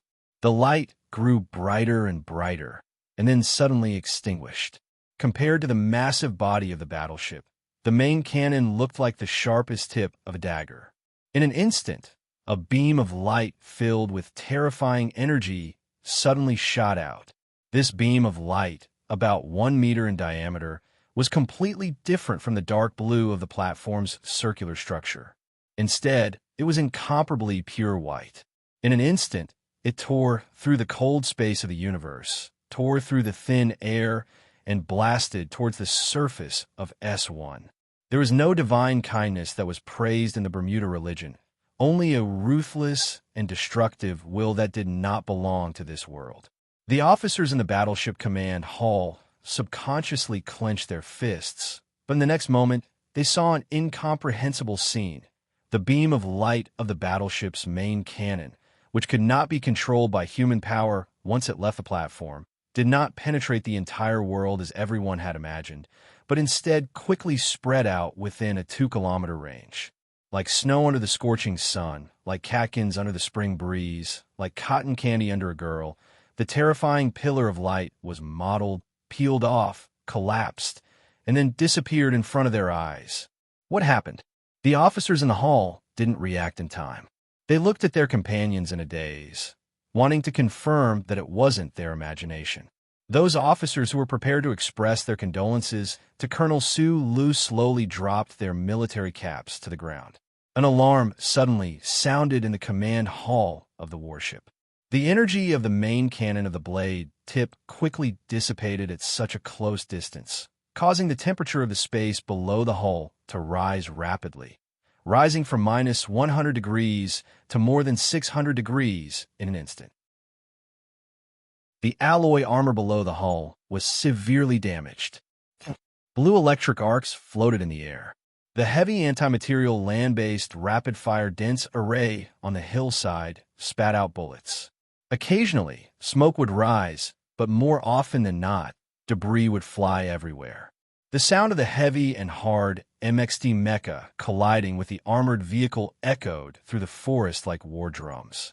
No Federation military mecha joined in the ambush, so the seemingly intense battle was not particularly difficult for Sulu. The alloy blade at the front of the MXT's right mechanical arm hummed softly in the morning wind. Other than the cracks on the edge of the blade, it was more because of the low amplitude, high-frequency vibration of the alloy blade itself. This was a combat method that Su Lu had figured out himself on the frontline battlefield. Relying on the high-speed vibration of the alloy blade, the seemingly strong armor of the Empire's tanks would often appear extremely fragile. Even if it could not break through the enemy's mecha in one hit, this terrifying high-speed vibration could also seriously damage the physiological indicators of the pilot in the cockpit. No matter how advanced the shock-absorbing design of the cockpit was, it would not be able to withstand the terrifying power of this high-speed vibration. Trembling looked like a simple action, but for a heavy and tall mecha, it required extremely delicate operation and almost unbelievable hand speed. For Sulu, this was not difficult. Plus, he'd been used to trembling all the way from an orphan to a Federation hero. The dense circle of electromagnetic beams activated the landmines, which were immediately broken through. The relatively slow electric arcs shot out, causing some damage to the MXT mecha, but were unable to slow it down. Tanks were continuously destroyed, and the dense formation was overturned by the MXT's bullets. Once again, it was broken through. The Federation's ambush circle looked so fragile. The anti-material roar on the hilltop gradually died down, and the smoke gradually dispersed. When the soldiers finally reacted, the white MXD mecha had already become a faint shadow in the distance. The MXD had left the railway line, but it was still running parallel to the railway line. There were many scratches on the surface of the silver-white mecha. A few of the armor had even been directly overturned, revealing the strong alloy brackets inside. It looked easy to break through, but in reality, it was still very difficult. In the dull cockpit, Su Lu lifted his helmet and silently wiped away the blood that seeped out from the corner of his mouth. At the last moment of the breakout, a concentrated array that had been hidden in the forest for a long time suddenly opened fire. It left a deep impression on him, but it also left him injured. In the dim light, his eyes were slightly red as he stared at the road in front of him. Although he was the one with the thickest nerves, the test of life and death on the battlefield, as well as the intense battle itself, had completely stimulated the most primitive strength in his body. The simulation system that looked like a tight leather suit on his body gave him a slightly numb feeling. Su Lu remembered that this was most likely something that the old man had used in the past, and his eyes gradually narrowed. Back then, the old man had driven that broken MX-37 mecha for thousands of miles, and under the shocked gazes of countless Imperial troops, he had killed the Emperor of the Empire. Then he was driving one of the two most advanced MXD mecha in the universe. Why couldn't he run thousands of miles from the port city to the capital? Little white flowers bloomed wildly beside the railway line. After breaking through the ambush, there were no federal forces gathering in the surrounding area for the time being. Su Lu relaxed a little. He took out 2 compressed nutrition bars from the backpack beside him, broke them in half, and quickly swallowed them. In the fierce battle earlier, he had been controlling the loss of Jinchi, so he wasn't too hungry. However, since the battle was still going to be long, he had to replenish some energy in advance. At this moment, his tense nerves also needed to be relaxed. He narrowed his eyes and suddenly said, "Philip, you drive. I'm going to get some fresh air. All right, help me make a call while you're at it." In the autumn morning breeze, the cockpit door of the silver mecha that was speeding through the forest suddenly opened. Su Lu walked out, stood on the sturdy cockpit door, and lowered his head to light a cigarette. The unmanned mecha didn't slow down in the slightest. The surrounding forest was quiet, and the slightly cold autumn wind whistled and blew. He narrowed his eyes and looked at the road ahead. He took a deep breath of the spicy smoke and said into the communicator in his hand, "You know I'm on my way. Stop. This won't do the Federation any good." President Pabre's deep voice slowly sounded. "For me, the more important thing is that it won't do you any good either," replied Su Lu. "Do you really want to turn yourself into a notorious terrorist? I already admitted this identity in the dream a few years ago." The president's voice was abnormally calm. "Do you really think that the entire Federation has wronged you? Think about those people who helped you even if it meant breaking the law. Maybe after a while, you'll suddenly realize that the things you've been holding on to will become a painful joke." This was the first time since the start of the war that the president had voluntarily hung up the phone. In the capital airport, Pabre silently looked at the silent phone in his hand. He shook his head inexplicably and then walked down from the Federation one. Under the vigilant protection of the Federation's most elite soldiers, he quickly walked to the car. He asked Director Breen, who had come to greet him in a deep voice, "How's the situation over there? Why did another accident happen?" Director Breen lowered his voice and replied, "General Li Jiedu and Director Chui have been keeping an eye on the Bureau of Proclamation. The biological marker comparison has been going on for a while now, and there's some progress, but it seems that some problems have appeared again." In the depths of the Bureau of Proclamation, General Li Jiedu, who looked a little tired, rubbed his sunken eyes and answered a call from Harbor City. Listening to the report on the phone, his expression was still calm. However, after hanging up the phone, he looked at Director Chui Jiadong with a sharp gaze. Since it was willing to give a clue about Zhou, why did it stop the missile and even the warship's main cannon from launching? How do you explain that? It's impossible to explain. This is something that I can't understand. Chui Jiadong didn't turn around. He didn't even care about Li Jiedu's feelings. His expression was a little numb, but he was extremely focused on the front. The ambush circle in Harbor City has suffered heavy losses. Lee Jae-doo's eyes slightly lowered and said slowly, "There has to be a reason for this. You two idiots. This is because he is making a judgment. He is in conflict. He is struggling." There was actually a third person in the quiet and dim underground hall. Biderman, who was sitting on the ground like a child, pointed at the huge translucent light screen in front of him and shouted almost crazily. Chapter 802. In the green streams of data that fell like a waterfall, the distortion of the few rows of data was not obvious. They looked like a few stone spikes sticking out of a magnificent waterfall, splashing up a few waves. However, in Biderman's eyes, he seemed to see a great mechanical intelligent life that was thinking, conflicted, and struggling like a human being. The strong mental impact made his body, which was sitting on the ground, tremble violently. There were some very strange geniuses in the world. For example, Biderman, a former employee of the Bureau of Proclamation who was fired because he knew too many backdoors of the Federal Central Computer. This person seemed to have some kind of strange ability. He was able to translate the incomprehensible data streams on the light beam into something his brain could understand by relying on the reflex and intuition of a certain part of his brain. Although he could only vaguely understand the parts of the Great Corridor, it was enough for him to see the internal core state of the Federal Central Computer at this time. Biderman had been looking at the pictures below the Bureau of Proclamation for many days without rest. His body stank of sour sweat. His hair was messy like a bird's nest. There was a big bucket of cold coffee next to his hand, and there were several stimulant syringes on the ground under his feet. The expression on his face was as exaggerated as the rows of data on the light beam. He was unusually excited and slightly frightened, or perhaps frightened, which was the source of his excitement at this time.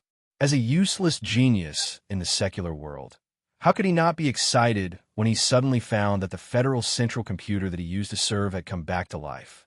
He firmly believed that the Federal Central Computer, a mechanical intelligent existence that was completely different from human carbon-based life, was the ultimate evolution that illuminated the future of this boring and monotonous universe.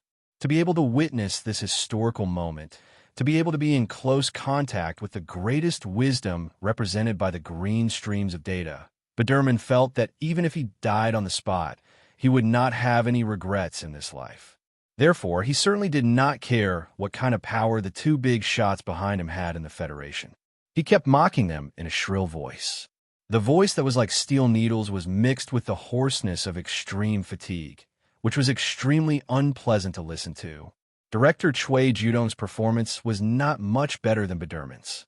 He sat on the chair like a puppet, his thighs constantly trembling, causing the legs of the chair to rub against the ground, making a very small sound. Among the three people in the field, only General Lee Zidao was still very calm. He calmly looked at the green data flow on the light curtain, without any expression on his face, and asked, "Judging conflict and struggle? What did this mean? Does this mean that the Federal Central Computer has confirmed the results of the biomarker comparison?" "Of course." Biderman opened the lid of the coffee can with his trembling fingers. His eyes did not move at all as he stared greedily and hungrily at the data flow on the light screen. He would never forgive himself if he missed a single scene. Anomaly number 72, coupled with the fact that the biomarker has been confirmed, the incident sequence has directly broken through the first sequence. But the problem is that Su Lu has already obtained the protection authority of the first sequence. That's why there's a conflict. Don't you understand? Biderman quickly explained in an extremely unpleasant voice. He mocked and insulted. "You two carbon-based idiots should be crying in happiness right now. If the files I've read before are correct, then what you see today will be the only conflict of the highest authority of the Federal Central Computer after the Great Catastrophe. Being ridiculed and insulted by such an insignificant person, Choi Judong was immersed in painful and torturous thinking. He had been serving the Central Computer of the Bureau of Proclamation for decades.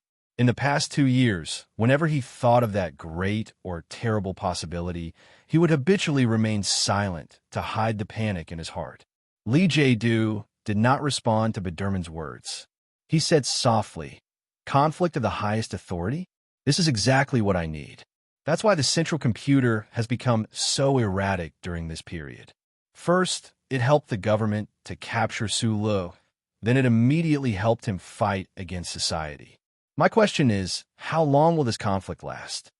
According to the calculation mode of the core program, when there is a direct conflict of authority, she will immediately conduct a fog simulation and come to a conclusion. We often call it intuition. Oh, now that I think about it, it's really her intuition. It doesn't take long. But are you crazy? Why are you concerned about such a stupid problem at this time?" Biderman was stunned for a moment before he reacted. He waved his arms angrily, spilling dark coffee all over his body. What we should be concerned about now is that she hasn't come to a conclusion after such a long time. She's still struggling with the conflict, which means that in addition to the cold mechanical intelligence, she already has feelings. I don't care about feelings. Lee Jae-do slowly put his hands behind his back. He silently looked at the green stream of data on the light screen in front of him and said, "I only care if she has a spiritual world. Then, will this deep conflict lead to the division of that world, self-denial, until it perishes?" Hearing these cold words and thinking of a certain possibility, Biderman's body felt extremely cold. Just as he was about to grab the metal coffee can and kill Lee Jae-do and Shui Judong behind him, a very strange scene suddenly appeared in his black pupils. It was the two-dimensional light screen hanging above the magnificent underground space. Like a sudden storm, the waterfall-like green data streams suddenly flowed at a high speed. Then, as if they had lost gravity, they violently shot in all directions. Thousands of data streams twisted and twisted together, silently and violently rubbing against each other, and then broke into pieces from the middle. The data fragments gradually faded from the original green color that was full of life and turned into countless white light spots. However, it was not over yet. The white light spots began to move irregularly and collide with the huge light screen. Their speed was getting faster and faster, violent and majestic. Gradually, it was beyond the extent that human eyes could see. They turned into dozens of light spots that condensed powerful energy. Two thin streams of blood trickled down from the corners of Bateman's eyes, but he didn't seem to notice it at all. He curled his body into a ball and stared at the light screen like a baby. What he saw in his eyes was not the scene on the light screen, but an incomparably magnificent experience. The light spots condensed into nebulas, and then countless bright stars suspended in the dark space, silent and eternal. Biderman seemed to see the scene of the birth of a new universe. The fear in his eyes gradually turned into love and awe. His body gradually relaxed, but then his body suddenly stiffened. The thin bloodlines at the corner of his eyes suddenly thickened. From the deepest part of his heart, he screamed in despair, "No!" Countless stars began to move and could no longer stop. They crossed the vast space at an incomprehensible speed to the area on the left. The area on the right was only left with a dark void. The magnificent universe was forcibly divided into two sides of light and darkness by some force. The solemnity was replaced by the collision and tearing of violent forces, forming a terrifying black and white vortex. The vortex was extremely compressed and collapsed until it finally condensed into an invisible point. Then it exploded. No new nebulas were born, only silence. The universe was born and then annihilated. The magnificent and empty underground space was dead silent. As the beeping self-examination ended, a mechanical and emotionless electronic voice began to sound. "Warning, Colonel Su Lu of the Federation. Original Citizen ID DLAS 420500481X. Additional Citizen ID SLAT 510200-431X has been identified as a member of the Empire's Seed Project through biological identification and related evidence. Serious warning.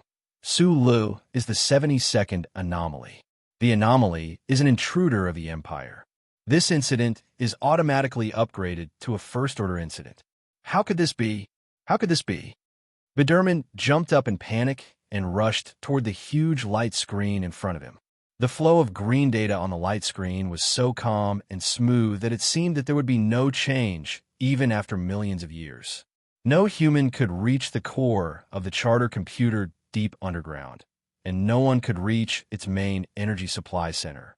The only thing that people could reach was the light screen that it generously extended to the ground. Biderman confirmed the fact and collapsed to the ground. He helplessly slapped the data column below the light screen and cried out, "Don't go! Don't go! Don't die!" In the distant Bermuda Triangle Star region, a large smuggling ship was suffering unprecedented humiliation and torture. Not far away in space, a strangely shaped spaceship that looked like a pile of junk blocked their way. The smuggler spaceship, which had extremely high speed, could not find any way to escape in front of this junk-like spaceship. The speed of that broken spaceship was so terrifying that it was shocking, especially when they thought of the unimaginable acceleration of the spaceship. The smugglers' militants, who were already in despair, could not understand how the abominable crew in the broken spaceship could withstand such a huge force.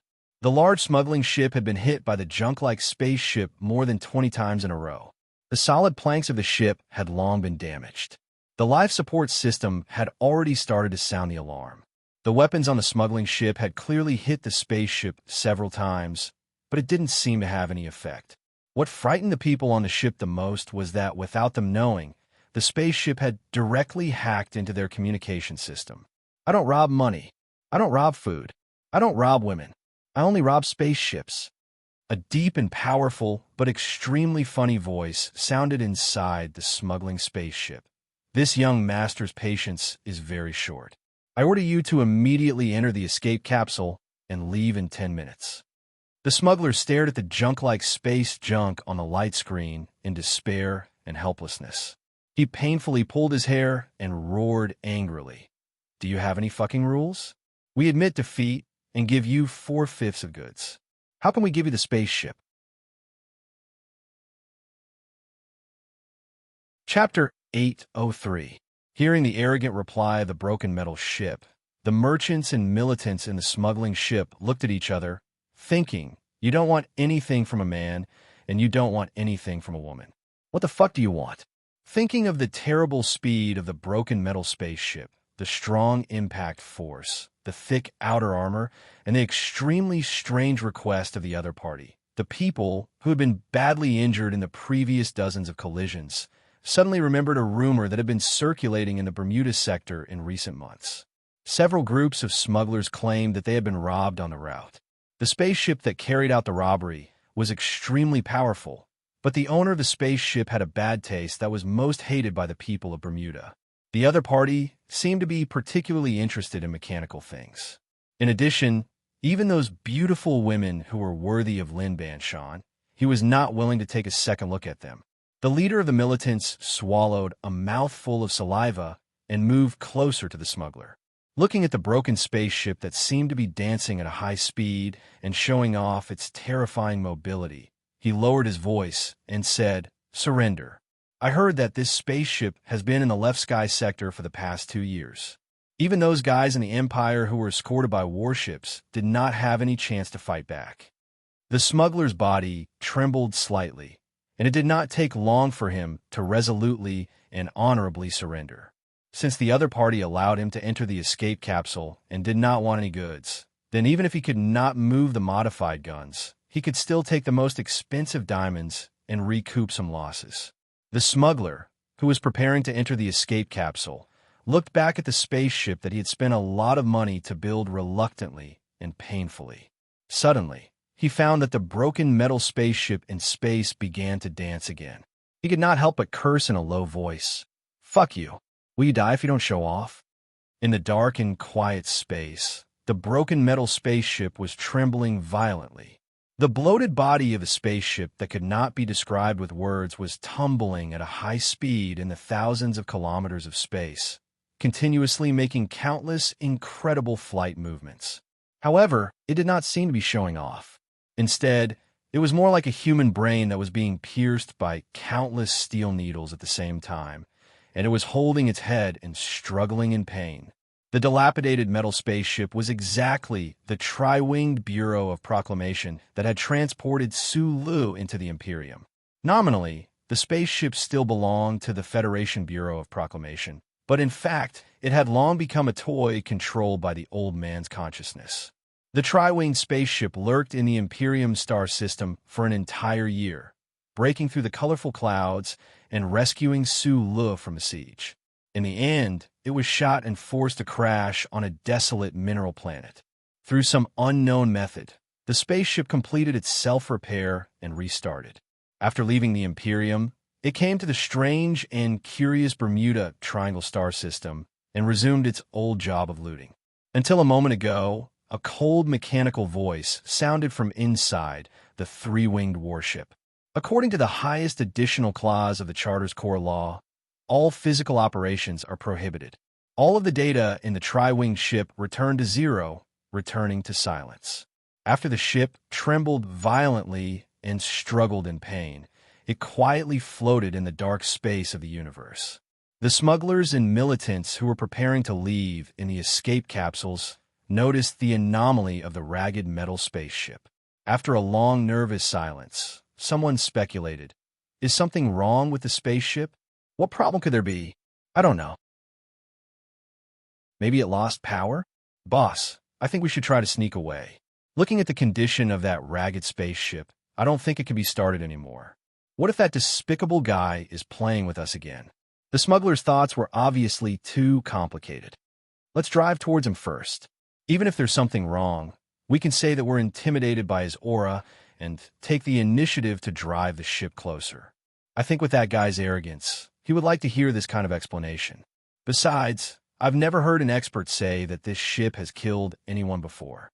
Under the temptation of huge profits and the encouragement of the ragged spaceship's silence, the people returned to their posts and slowly drove the smuggler's spaceship toward the tri-winged warship, mentally prepared to flatter and explain at all times.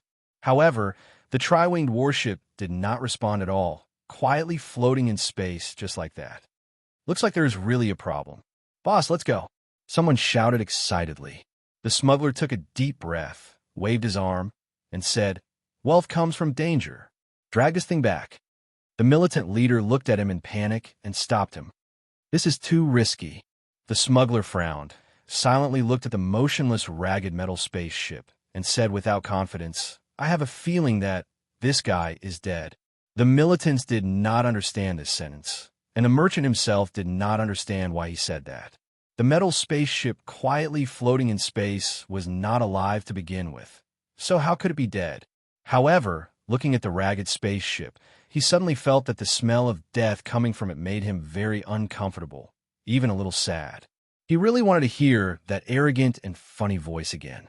Shaking his head, the merchant drove these strange emotions out of his mind, waved his hand expressionlessly, and said, "Drag it back, dismantle it, and sell it." Facing the autumn wind, the little white flower bloomed wildly in the mountains beside the railway. The SCC global surveillance system in the cockpit vaguely captured an anomaly dozens of kilometers away. Wearing a helmet, Sulu was about to perform the next step of data enhancement and asked the old man what he found when his voice rang in his mind. "So, not long ago, I started a dream, a very, very long dream. In the dream, I can clearly feel the color of the flowers and the feeling of being blown by the morning wind. I can smell the fragrance of number 37 brand cigarettes. I can taste the fruit and wood of one June number 2. It's not like before where I can only see the microscopic structure of the flowers, calculate the direction and level of the wind, or analyze the heavy metal content in the rotten cigarettes you smoke, or the boring and monotonous alcohol content in the brewing process. Philip, my dear, this is a good thing." Sulu stared at the near-pupil light screen and said, "According to the little knowledge I have in front of you, only a complete and independent consciousness can dream and sleep. It's very good that you have these feelings. Maybe one day in the future, you can have a girlfriend or something. Why not have a boyfriend? The old man asked in confusion. Because Philip is obviously a man's name. The old man mumbled something very vaguely, and then he continued to express the feelings of an artistic youth, which was very rare. It's because it's good that I'm afraid.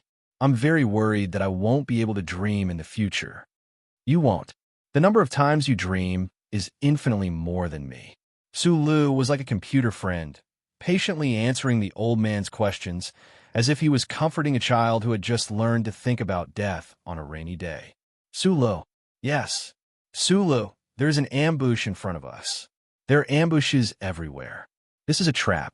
Ambush where? Sulu's pupils shrank slightly, and the nervousness before the battle began to enter his sensitive body. They are everywhere. Following these 4 words, Sulu's brain suddenly buzzed with a muffled sound. In a world that is left, I could see, countless images suddenly appeared, flying in from every corner, everywhere. Complicated blueprints of mechanical structures, whimsical interior design of the engine, screenshots of indifferent poses, erotic pictures of beautiful female bodies on full display, and densely packed light dots with citizen numbers hanging in the building, maintaining that posture in the forest. Countless images danced in his mind like snowflakes, occupying everything in an instant. Sulu remembered these images. In the black dream on the hospital bed, in the spring recruitment exam of Nutshell Company, in the black prison of Fox Fortress Prison, on the battlefield filled with smoke and death. At this moment, these images flooded his eyes again, as if he was summing up his memories, or perhaps some kind of memorial. His fingers slowly released the control stick, and the little white flower mecha that was moving at high speed beside the railway slowly slowed down. In the next moment, the countless images in his mind were accompanied by a clear and heart-palpitating, tearing sound. Countless cracks appeared, and then they flew in all directions, like sheets of white snow coming and going like sheets of butterflies, not leaving behind a single trace. In the void, the Federal Central Computer said one last sentence with a voice that was already beginning to become cold and mechanical. You must remember, my name is Philip. In the rustling autumn wind, the little white flower, Mecca, silently stopped in the mountains beside the railway. Sharp alarms began to ring in the dim cockpit, but Sulu only remained silent, not moving at all. Extremely far away at the edge of the atmosphere, several missiles were currently approaching at high speed. Even further away, outside the atmosphere, the Federation battleship that had just completed emergency maintenance began to conduct crystal transition guidance, preparing to fire its second main cannon. In the uninhabited mountains, dozens of square kilometers around the little white flower mecha, more than 100 black MXT mecha slowly stood up from the pits in the autumn forest. The heavy mecha that glowed with a metallic luster instantly tore apart the peace between heaven and earth, releasing a wave of terrifying killing intent. Following the silent transmission of radio waves, countless heavy equipment began to be activated. The soldiers in camouflage lifted the shield covering on the dense formation, silently and quickly preparing for battle. Du Shaoqing and his Iron 7 Division finally made a shocking appearance. However, the silver-white mecha beside the railway did not move at all.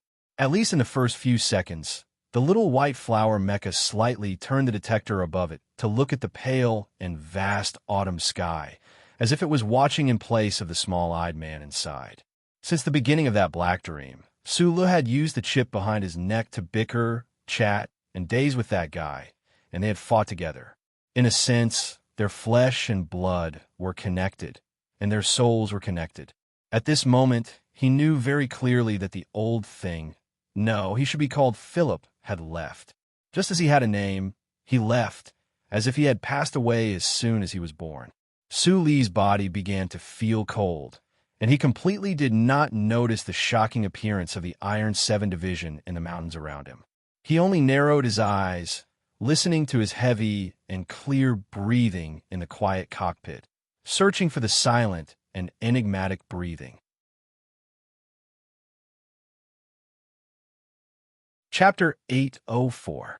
No matter what kind of life form it was, as long as you had lived, you would die one day.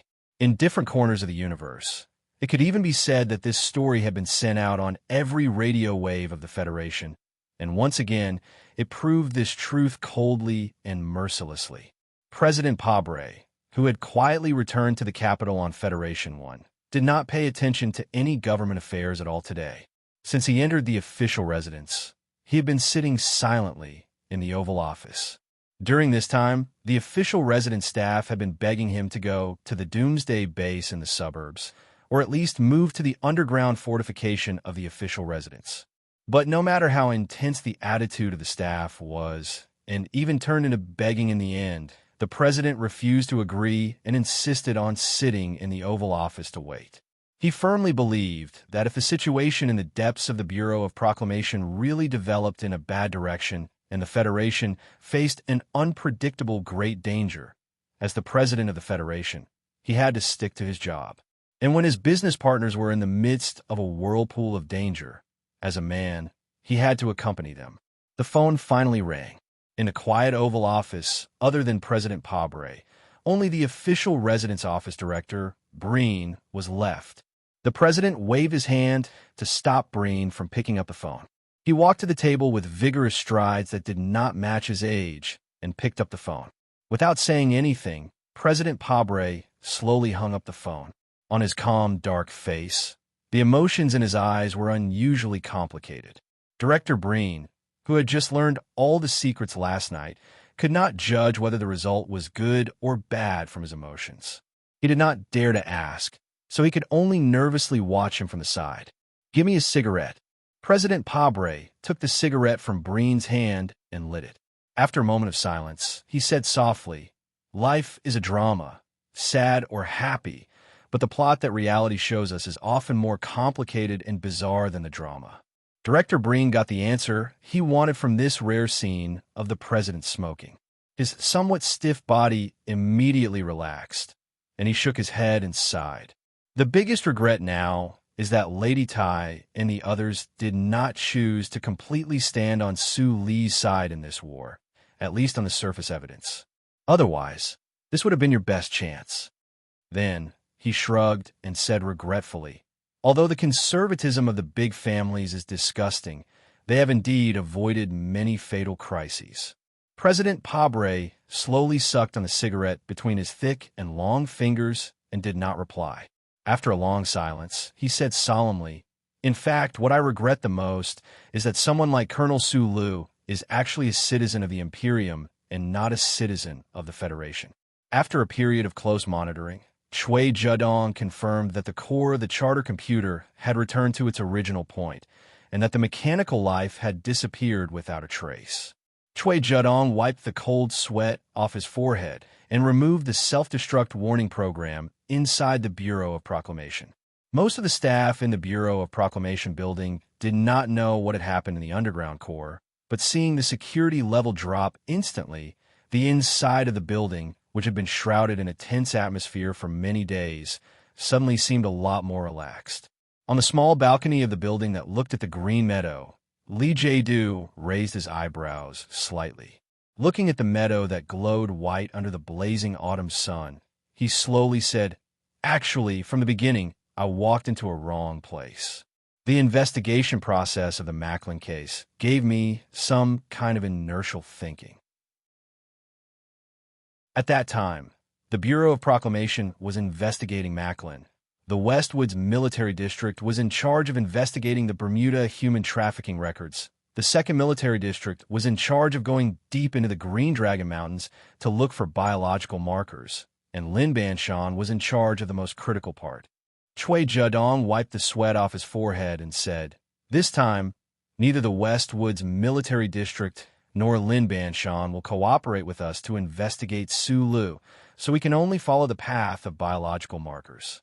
Last time, the Special Forces went deep into the Green Dragon Mountains to dig up the graves of Macklin's parents. After confirming that Macklin was not related to his parents by blood, they started the investigation. And we tried to find the biological marker of Su Li's sister, Xian Yi, but we kept failing. This line of thinking was a stupid mistake. Lee Jae-do said calmly. Now we can confirm that the Empire's seed program is divided into two batches. Macklin is in the first batch, and Sulu is in the second batch. All the seeds are members of the Empire's royal bloodline. Since this is the case, it is easy to confirm. So you thought of using Su Lee's biological marker and the Macklin's biological marker collected by the Bureau of Proclamation to do a direct comparison. Chui Judong sighed.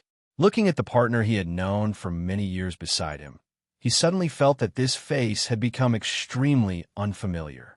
He could not understand why he was so sure that there was a problem with Su Lee's identity so many days ago.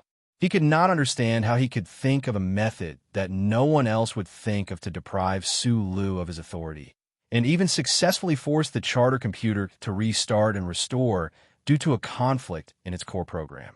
The most crucial part of this operation that Chui Judong could not understand was, how could Lee Jae-do connect a Federation hero to an Empire seed? From Su Lee's experience of escaping in the Left Sky Galaxy, it could be seen that the Empire had no plans to awaken this seed.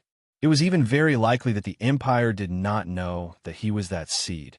This was equivalent to saying that Su Lun knew that he was from the Empire, but the Empire did not know that Su Lu was from the Empire, but Lee Jae-do was sure that he was from the Empire. How did Lee Jae-do come to such a shocking conclusion? Was it just intuition? Chui Judong absolutely did not believe in the existence of such a miraculous thing, but Lee Jae-do did not explain, and he did not dare ask.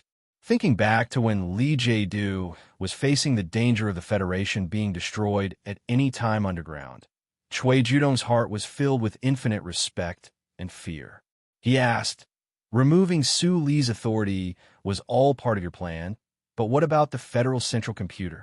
Lee Jae-do silently looked at the meadow below the balcony. He took out a cigarette from his military uniform pocket, lowered his head, and lit it. I'm not good at dealing with mechanical existences like computers, but if it turns into a person, then I have a way to destroy it.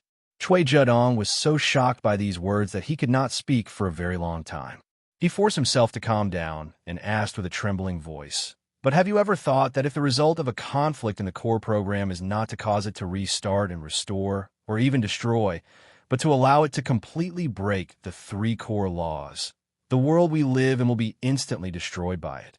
If the situation is allowed to continue like this, the Federal Central Computer will inevitably destroy or rule over human society. I was just taking a gamble, and now it seems that the result is not bad. Lee Jae-do said, of course, maybe one day it will wake up again, but I believe this should be a matter of tens of thousands of years. Human society needs to prepare for it one more day. Chui Judong had once experienced that soul-stirring 7 seconds with the old director. He had been suffering for the past 2 years, so he was fully mentally prepared for this matter. However, even he had almost broken down when he was underground. Even now, his back was still wet, and beads of sweat kept oozing from his forehead. So he could not understand why Lee Jae-do could be so calm. Lee Jae-do unbuttoned the collar of his military uniform and looked at the lawn, smoking silently. His fingers holding the cigarette did not tremble at all. He looked abnormally calm. There is obviously some abnormal smoke on the balcony of the Bureau of Proclamation building. General Lee Jae-do and Director Chui Judong, who had just experienced a major incident, did not notice that the cigarette between someone's fingers was upside down. The high-density cigarette was spasming in the flames, giving off an extremely unpleasant burnt smell. The alarm of the SCC's all-encompassing surveillance system continued to wail. On the close-up screen, one could even see the nearest black MX mecha appear in the valley. Sulu, who was in the dim cockpit of the little white flower MXD, woke up in the shortest amount of time. He began to breathe rapidly, trying to take in as much oxygen as possible to nourish his currently dry lungs and prepare for the life-or-death battle that was about to come. Deep breaths echoed in the cockpit. Those were the breaths of a life-and-death struggle, the breaths of spasming flames, the breaths of dancing on the tip of a blade, the breaths of a dying comet. The white clouds in the sky also seemed to be breathing, stirring restlessly. In the cockpit, Su Lu narrowed his eyes, recalling the 4 words the old man had said before he left. They are everywhere. He vaguely felt an unprecedented sense of danger and pressed the red button without hesitation. Crackle, crackle, crackle. The heavy metal components began to peel off one after another in an extremely short amount of time. This process could even be described as laser firing. The little white flower MXD Mecca's 4 strikes of the autumn forest, and the field were now a mess. Just as the little white flower officially entered overclocking mode, the white clouds in the sky suddenly scattered. A milky white pillar of light descended from the sky, carrying with it a terrifying energy of destruction. It stole the light of the autumn sun and directly blasted towards the silver-white MXD Mecca on the ground. The MXD moved first. In a situation where there was no threat at all, just relying on his beast-like instinct for danger, Su Lu let out a muffled groan and instantly pushed the mecha to maximum speed. There seemed to be no sound, no explosion, but a black hole about 1 meter in diameter appeared in the autumn forest. The hole was unusually neat and smooth, and no one knew how deep it was. Any material existence that stood here was turned into ashes by the main cannon of the Federation's battleship. The silver-white MXD Mecha landed miserably at the edge of the deep hole, a terrifying gap appearing in its thick left arm, sparks flying everywhere. In the next second, the right arm of the MXD Mecha slammed heavily into the soil in front of it, causing the heavy body of the mecha to float up like a fallen leaf. While the huge mecha was still in the air, the twin engines behind its waist roared loudly, and the turbochargers were fully activated. The tip of its mechanical feet lightly touched the ground, and it completed an unbelievably perfect drift in the air, instantly moving 140 meters to the side. Amidst the shrill sound of air braking, several live fire Type 3 missiles shot towards the fields at high speed. Under Su Li's almost crazy high-speed control, Little White Flower, which had entered an overclock state, exploded with all its power at this moment, dodging randomly in the mountains at a terrifying speed, always maintaining the possibility of escaping the explosion range in an instant. At this moment, the heavy mecha was no longer like a light leaf, but more like a whistling, silver bullet. A huge roar sounded. The automatic tracking system was unable to lock onto the MXD's missiles, so it chose the most effective area to land, causing a series of violent explosions. Flames mixed with black smoke rose into the air, and the field gradually became clear. The silver-white MXD had narrowly avoided 2 consecutive waves of attacks that seemed impossible to avoid, but had also paid a heavy price. The mecha's body was severely damaged, especially its left mechanical leg. During this period of time, the 100 black MX mechas of the Iron 7th Division completed their tactical deployment. They silently and solemnly appeared around the mountains, looking at the silver-white MXD that could fall at any time. The voice of the commander of the Iron 7th Division, Du Xiaoqing, rang out through the military battlefield through the military field loudspeaker, echoing in everyone's ears. Su Lu, the charter computer has confirmed that you are from the Empire. I suggest that you do not make any more pointless resistance. The MXD mecha was silent for a very long time. Suddenly, its 2 mechanical arms crossed in front of a mountain in the distance. This was the crudest swear word in the machine language. Immediately after, Su Li's angry roar rang out from the silver-white mecha's external loudspeaker. Du Xiaoqing, your mother is from the Empire.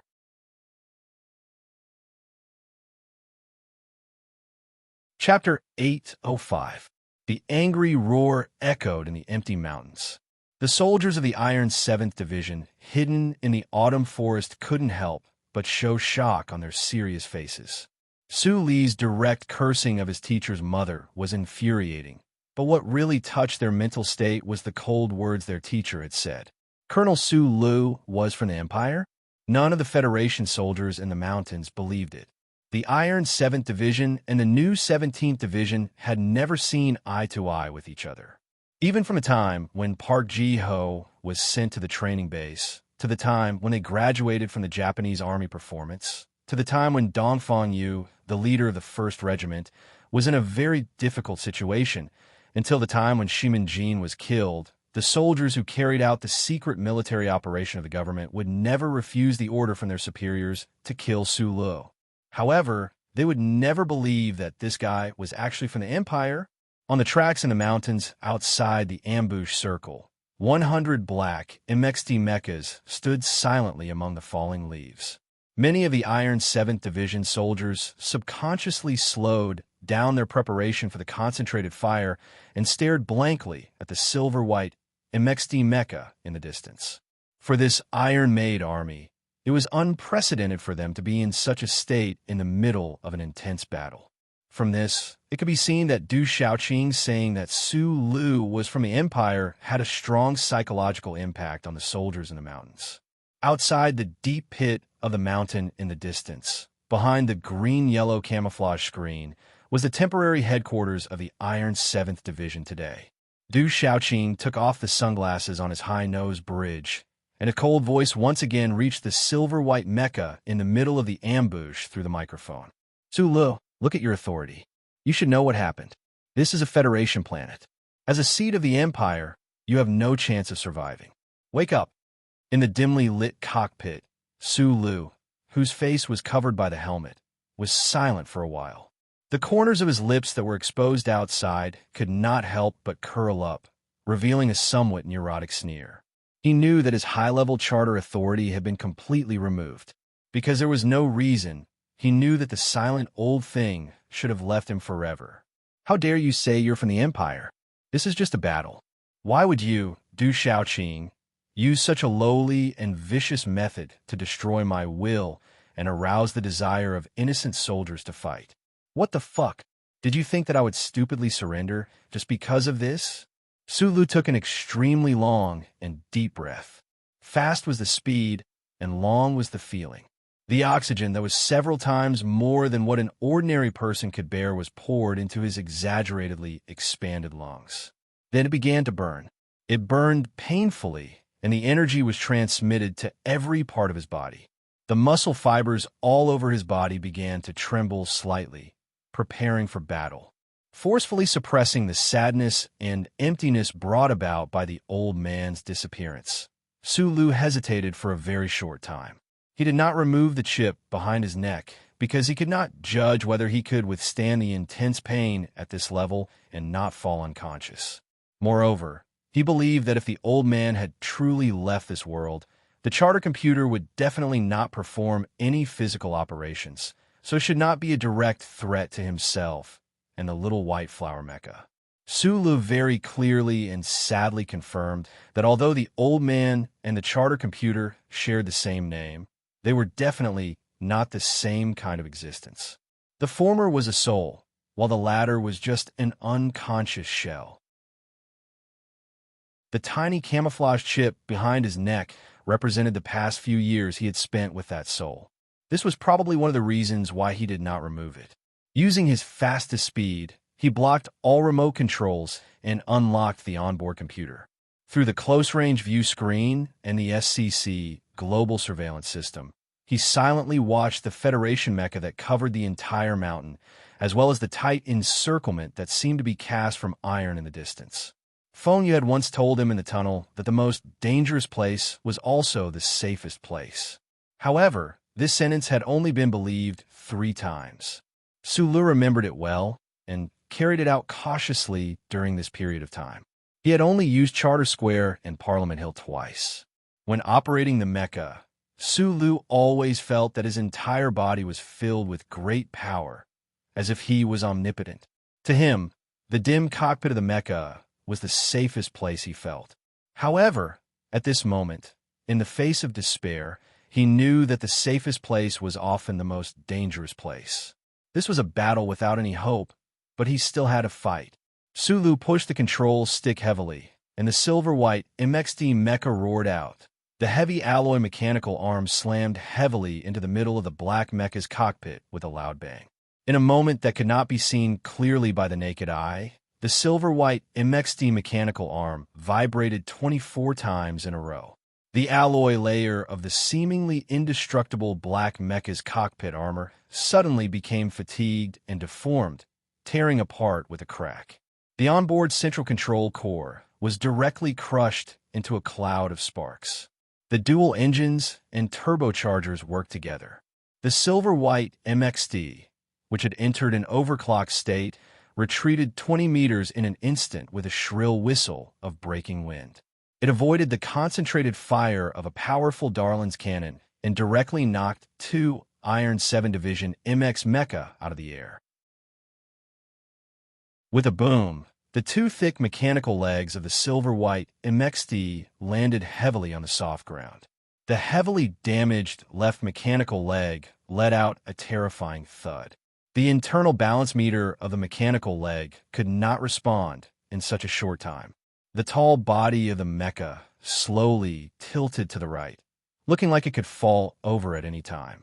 Just as the silver-white MXD mecha landed on the ground with inhuman speed, another two Iron 7 Division black mecha made a precise prediction. They calculated that the damage to the MXD mecha would definitely affect its next step of continuous operation, and they rushed over at high speed and valiantly. One of the black mecha leapt into the air. A sharp alloy blade extended from its right mechanical arm and viciously stabbed down at the silver-white MXD's cockpit. The other black mecha pounced at the back of the silver-white MXD at high speed. The two mechanical arms quickly closed together, and the dual engines suddenly roared to the maximum output, not giving the MXD any chance to escape. At the same time, the armor on the right shoulder of the mecha flipped open, revealing the main cannon. It was actually preparing to fire at such a close distance. The battle broke out in an instant. Two black MX mecha had already fallen to the ground. The ace pilots of the Iron 7 Division once again witnessed the power and terror of Colonel Su Lu and the MXD. There was no room for thought. The pilots even subconsciously activated the most tragic method of mutual destruction. In the dim cockpit, Su Li's face was expressionless. His right hand flicked on the touchscreen like lightning. His body, which was suspended halfway on the control panel, suddenly tensed up and then began to tremble violently. The physiological signals passed through his skin and through the translation of the simulation system, quickly entered the mecha's central control computer. On the autumn field, the soldiers of the Iron 7 Division could only see the silver-white mecha, which seemed to have been forced into a desperate situation, suddenly begin to tremble violently. The violent tremors directly broke apart the black mecha's tightly clasped thick mechanical arm. Then, without warning, the silver-white MXD lifted its heavily damaged left mechanical leg and viciously stomped it backwards. It was unknown how Su Lu, who was in the cockpit, had located the position of the mecha behind him in such an intense high-speed battle. His left mechanical leg accurately and viciously stomped on the inner side of the black mecha's mechanical leg. The powerful force penetrated the sturdy outer armor, directly shattering the black mecha's internal balancer. The incomparably fierce black mecha of the Iron 7 Division had its mechanical leg violently broken apart. Then its balancer was completely destroyed. The heavy and tall body of the mecha could not be controlled at all. It abruptly fell backwards.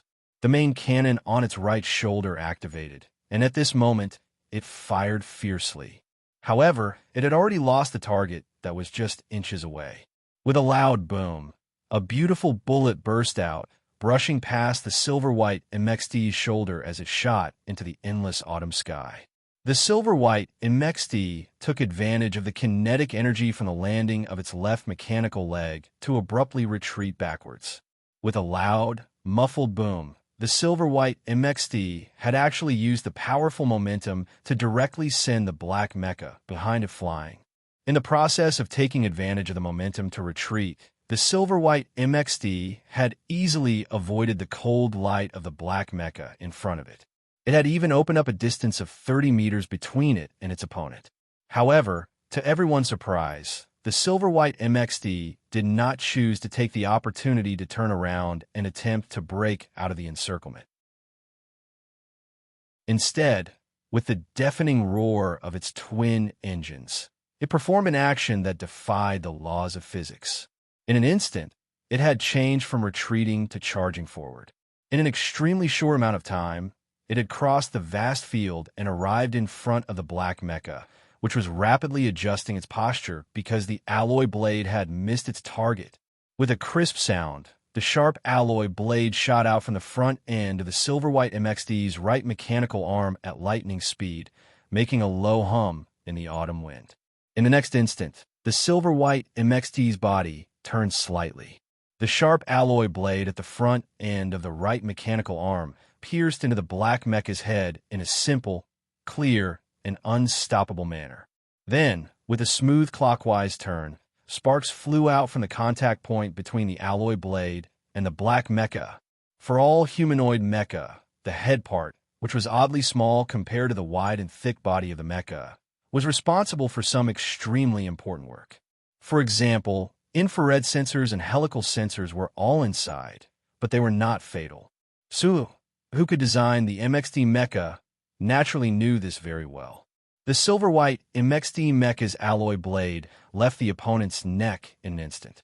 Following the forward momentum, it pierced into the black mecha's neck and chest with a squelch. Like a sharp fruit knife, it easily pierced through a sheet of fiber paper. No one could see it clearly, but when this sharp alloy blade pierced into the black mecha's neck and chest, it vibrated a total of 6 times in a row, completing 2 clear and simple stabbing techniques in an instant. The silver-white MXD brushed past the black mecha and shot towards the other Iron 7 Division mecha in the distance. Throughout the entire process, its speed did not even slow down in the slightest. It was only now that the head of the Iron 7 Division's black mecha finally fell to the ground amidst a beautiful shower of sparks. The SCC all-encompassing surveillance system and the large radius high-sensitivity radar at the neck and chest area had been completely destroyed. The heavy and tall black mecha was like a pitiful blind and deaf person. It stood silently in the middle of the field where the fierce battle had taken place, not knowing where to go at all. Chapter 806. In the forest in the distance, light yellow leaves were swept away by the autumn wind. The officers in the temporary command post of Iron 7th Division watched as the silver mecha swept away the black mecha in the field like the autumn wind sweeping away the fallen leaves.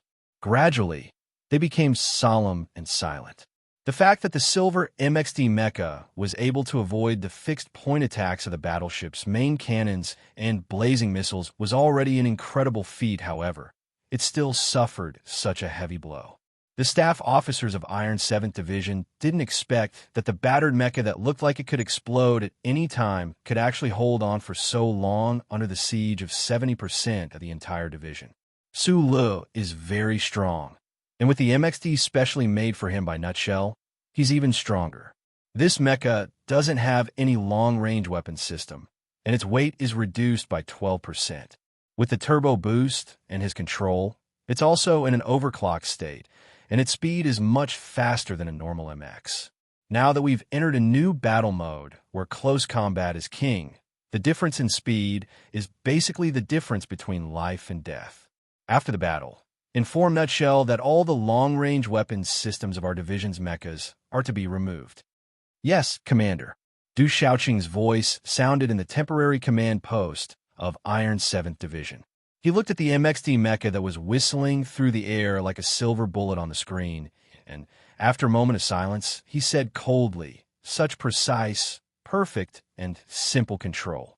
No one on the battlefield can match him except for Colonel Lifeng. As an Empire citizen, the stronger he is, the more dangerous he is. Pass down my order, all mechas retreat to the east and enter roaming combat mode. Don't let him leave. Until now, the officers of Iron 7th Division and the temporary command post still didn't believe that the Federation hero in the silver mecha was really an Empire citizen.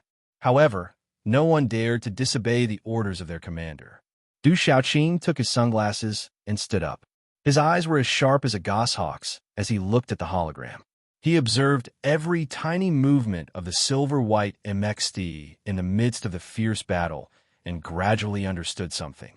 He silently thought to himself, since you've already given up on breaking out of the encirclement and are even prepared to give up your life, then I'll fulfill your wish.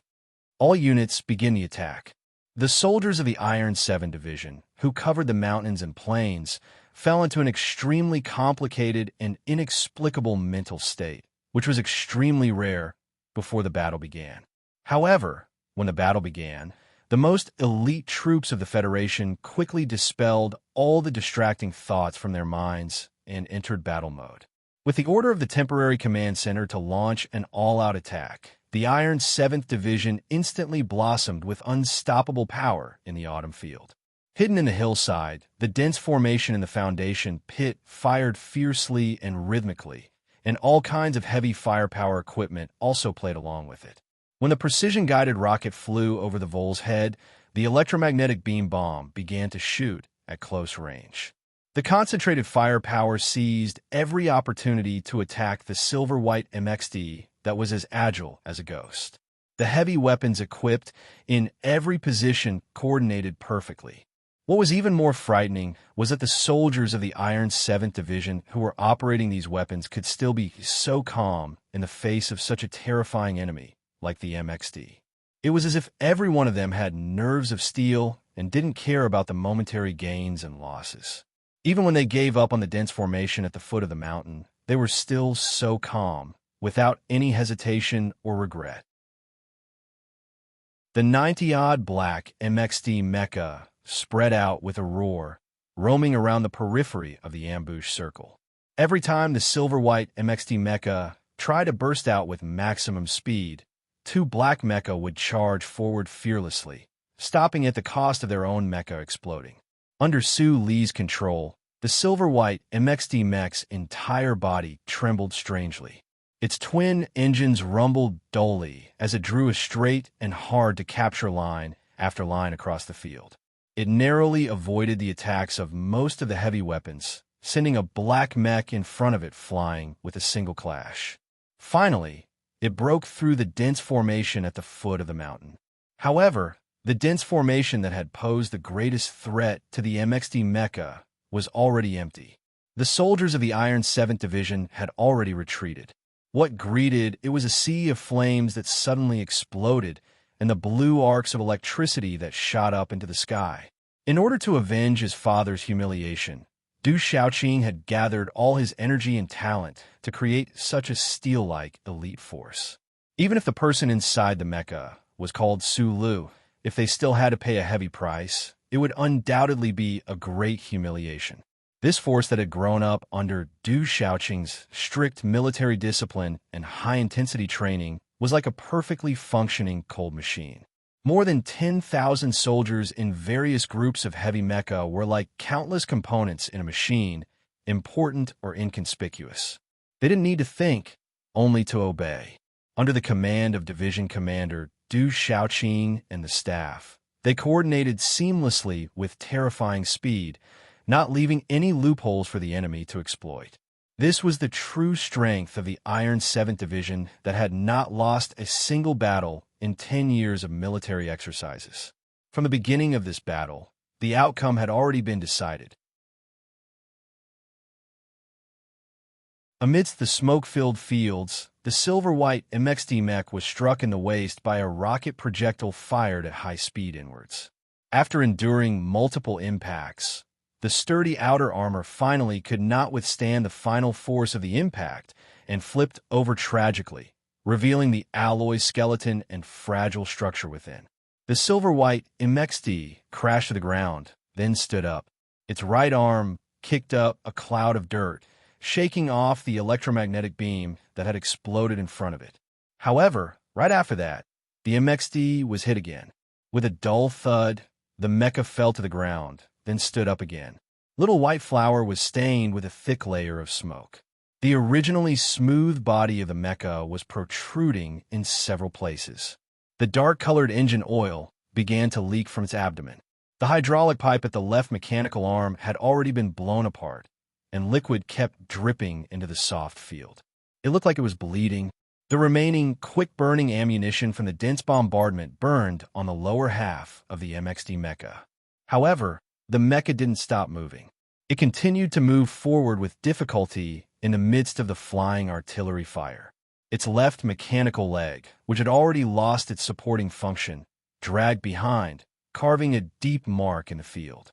The already charred little white flowers mecha was like a warrior walking in flames. Its left leg was already lame, but it dragged its heavy and tired body forward. There was no direction, only forward. A high-speed, armor-piercing bullet whizzed over. The heavily damaged little white flowers mecha, which had already lost most of its mobility, couldn't make its usual simple dodging movements. The twin engines behind its waist roared, and it could only take one step forward with great difficulty. Boom! The already crippled left mechanical leg that was dragging behind was hit hard. With a terrifying cracking sound, it suddenly broke in the middle. The heavy little white flowers mecha slowly fell to the side. However, right before it was about to topple, its right mechanical arm suddenly bent down. The badly deformed alloy knife that was no longer sharp stabbed deeply into the soft ground, barely holding up the body of the mecha. Little white flower's left mechanical arm slowly raised. The Darlin's autocannon at the front began to rotate at high speed, silently pointing at the slowly approaching group of black mechas. In the several square meters of the field with it as the center, there were more than 10 wreckages of black mechas scattered around. The heavy firepower launching base in the forest suddenly stopped roaring. The black mechas that gradually surrounded them also didn't immediately carry out the next step of attack. Perhaps it was out of respect for the MXD mecha and the man in the cockpit of the mecha, or perhaps it was because they remembered how they had fought side by side on the battlefield at 5460 Yellow Mountain Ridge, but the entire Iron 7 division fell silent. The world was silent. Only the low humming sound of the Darlin's autocannon on the broken mecha's left mechanical arm rotating at high speed could be heard that Du Xiaoqing, who had arrived at the foot of the mountain, looked at the broken mecha in the field. It was pathetically half-kneeling, but still refused to give up resisting. The hands that were holding the sunglasses behind his back suddenly tightened. However, his face didn't show any emotion. In a low voice, he said, "Kill yourself." The simple but extremely oppressive voice was quickly transmitted through the battlefield microphone to the broken mecha 2 kilometers away. However, the person inside didn't respond. The autocannon at the front of the left mechanical arm was still humming and rotating at high speed. Du Xiaoqing looked calmly in that direction. Due to the faint trace of respect in the depths of his heart, Du Xiaoqing didn't ask Su Lu to surrender. Instead, he asked him to choose suicide. In his opinion, no matter who it was, even if he was facing the situation that Su Lu was currently facing, suicide was the best way to escape. The mountains were deathly silent. After who knew how much time had passed, Du Xiaoqing's brow furrowed slightly. He reached out his right hand and took a heavy sniper rifle from the hands of his personal service officer. Then, with a perfect and impeccable gun-holding motion, he took aim at the mecha in the distance. There is only one sniper rifle in the world that could pierce through mechas, and that was the ACW. There were only 2 ACWs produced in the entire Federation. One of them was rumored to have fallen into the hands of some big shot in South Kazhou, which meant that it was in the hands of Lin Banshan. The ACW that Du Xiaoqing held tightly with both hands had originally belonged to Shi Qinghai. It was the one that was shot down at the edge of Charter Square during the Iron 7th Division's handling of the Parliament Hill incident in the spring. This ACW had once bombed Medellin and killed the vice president of the Federation. Today, it might take away a very famous soul. For Sulu, who was in that broken mecha, if he had to die, then dying under the guns of young Master Shi's companions was probably not a bad choice. But it was obvious that someone didn't think so. A burly figure, with a completely opposite nimble movement, quietly swept through the crowd and pounced on Du Xiaoqing. No one knew how he blended in with the troops of the Iron 7th Division. No one knew how such a burly, strong, and violent body could hide from the eyes of countless soldiers and approach the heavily guarded area like a ghost. At this moment, the elite special guards beside Du Shaoqing displayed extremely excellent military training and reaction speed, raising the guns in their hands with a clatter. However, at that moment, the burly man was less than 2 meters away from Du Shaoqing. The cold muzzle of the high-powered Langer pistol in his hand was firmly aimed at the back of Du Shaoqing's head. "Put the gun down, or I'll shoot you." He had followed the Mecca of the Iron 7th Division from a port all the way to this mountainous area. Even as strong as he was, his body felt extremely tired at that moment. However, his wrist holding the gun was still as steady as ever. Under the aim of dozens of machines, his voice was still as arrogant as ever. It was filled with an undeniable ruthlessness. Chapter 807.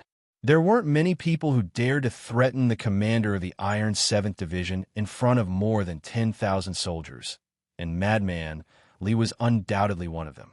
The only son of the Lees of Philadelphia, entered the army at the age of 12, killed countless people on the front lines of the West Woods, and had a violent personality. He dared to rush into Parliament Hill and beat up a senator, so he probably really dared to kill a commander of the Federation. However, Du Shaoqing's face still didn't show any emotion. He didn't even turn his head to look. He only said in a low voice, "Colonel Li Feng, there's no benefit for you to hastily interfere in this matter, other than making things more complicated and troublesome." After saying this, Du Shaoqing immediately pulled the trigger under his index finger. Between the complicated mechanical structure at the back of the heavy ACW long-range sniper rifle in his hand, the electronic pulse ignition was completed in an instant. The preloaded composite armor-piercing hard-ink bullet whizzed out of the hollow, strong alloy barrel, accompanied by a muffled sound. It spun terrifyingly at a high speed and shot towards the broken Mecca in the distance. "You dare!" Li Feng's eyes widened as he roared furiously. His index finger pressed down again, ready to fire at any time. A few Iron 7th Division special guards bravely stood in between the rifle and the commander, but they were thrown out like stones. "Li Feng, he's from the Empire. If he's from the Empire, then you're a fucking woman." Du Shaoqing smiled, and then ignored what was happening behind him. He was also extremely indifferent to the situation where Li Feng could kill him at any time. His right index finger steadily pulled the trigger again, and the heavy ACW made a dull sound again. In the field in the distance, the broken MXD mecha was trying to stand up again, but 2 hard ink armor-piercing bullets came at high speed. With terrifying precision and high rotation speed, they directly shredded the outer armor of the right mechanical leg and blasted into the alloy spherical joint. After 2 dull sounds, the mechanical leg made an extremely unpleasant sound, and the heavy mecha that had just propped up a little fell heavily, sending a cloud of mud flying. After the first dull sound of the ACW, Madman Lee sensed Du Shaoqing's intention and forcibly suppressed the urge to pull the trigger. However, right after, he found that Du Shaoqing still had no intention of stopping shooting. What made him even angrier was that the opponent had clearly made adjustments. Then, where's it going to shoot next? The mecha cockpit? Du Shaoqing raised the heavy sniper rifle in his hands and aimed into the distance. His body, wrapped in the dark green military uniform, was incomparably straight, like the white sun in the autumn wind. Seeing this scene, Madman Lee's breathing quickened, not because he was nervous, but because the violent emotions in his mind were about to explode. His strong and burly body swelled slightly, and his military uniform tightened. He was ready to attack at any moment, but he didn't dare to make any movements. This was because even he didn't have the confidence to knock down the opponent before Du Shaoqing fired. Whether it was military exercises, the West Woods, or the battlefield of the Empire, as a lieutenant general, Du Shaoqing had never displayed his military prowess. He only needed to command.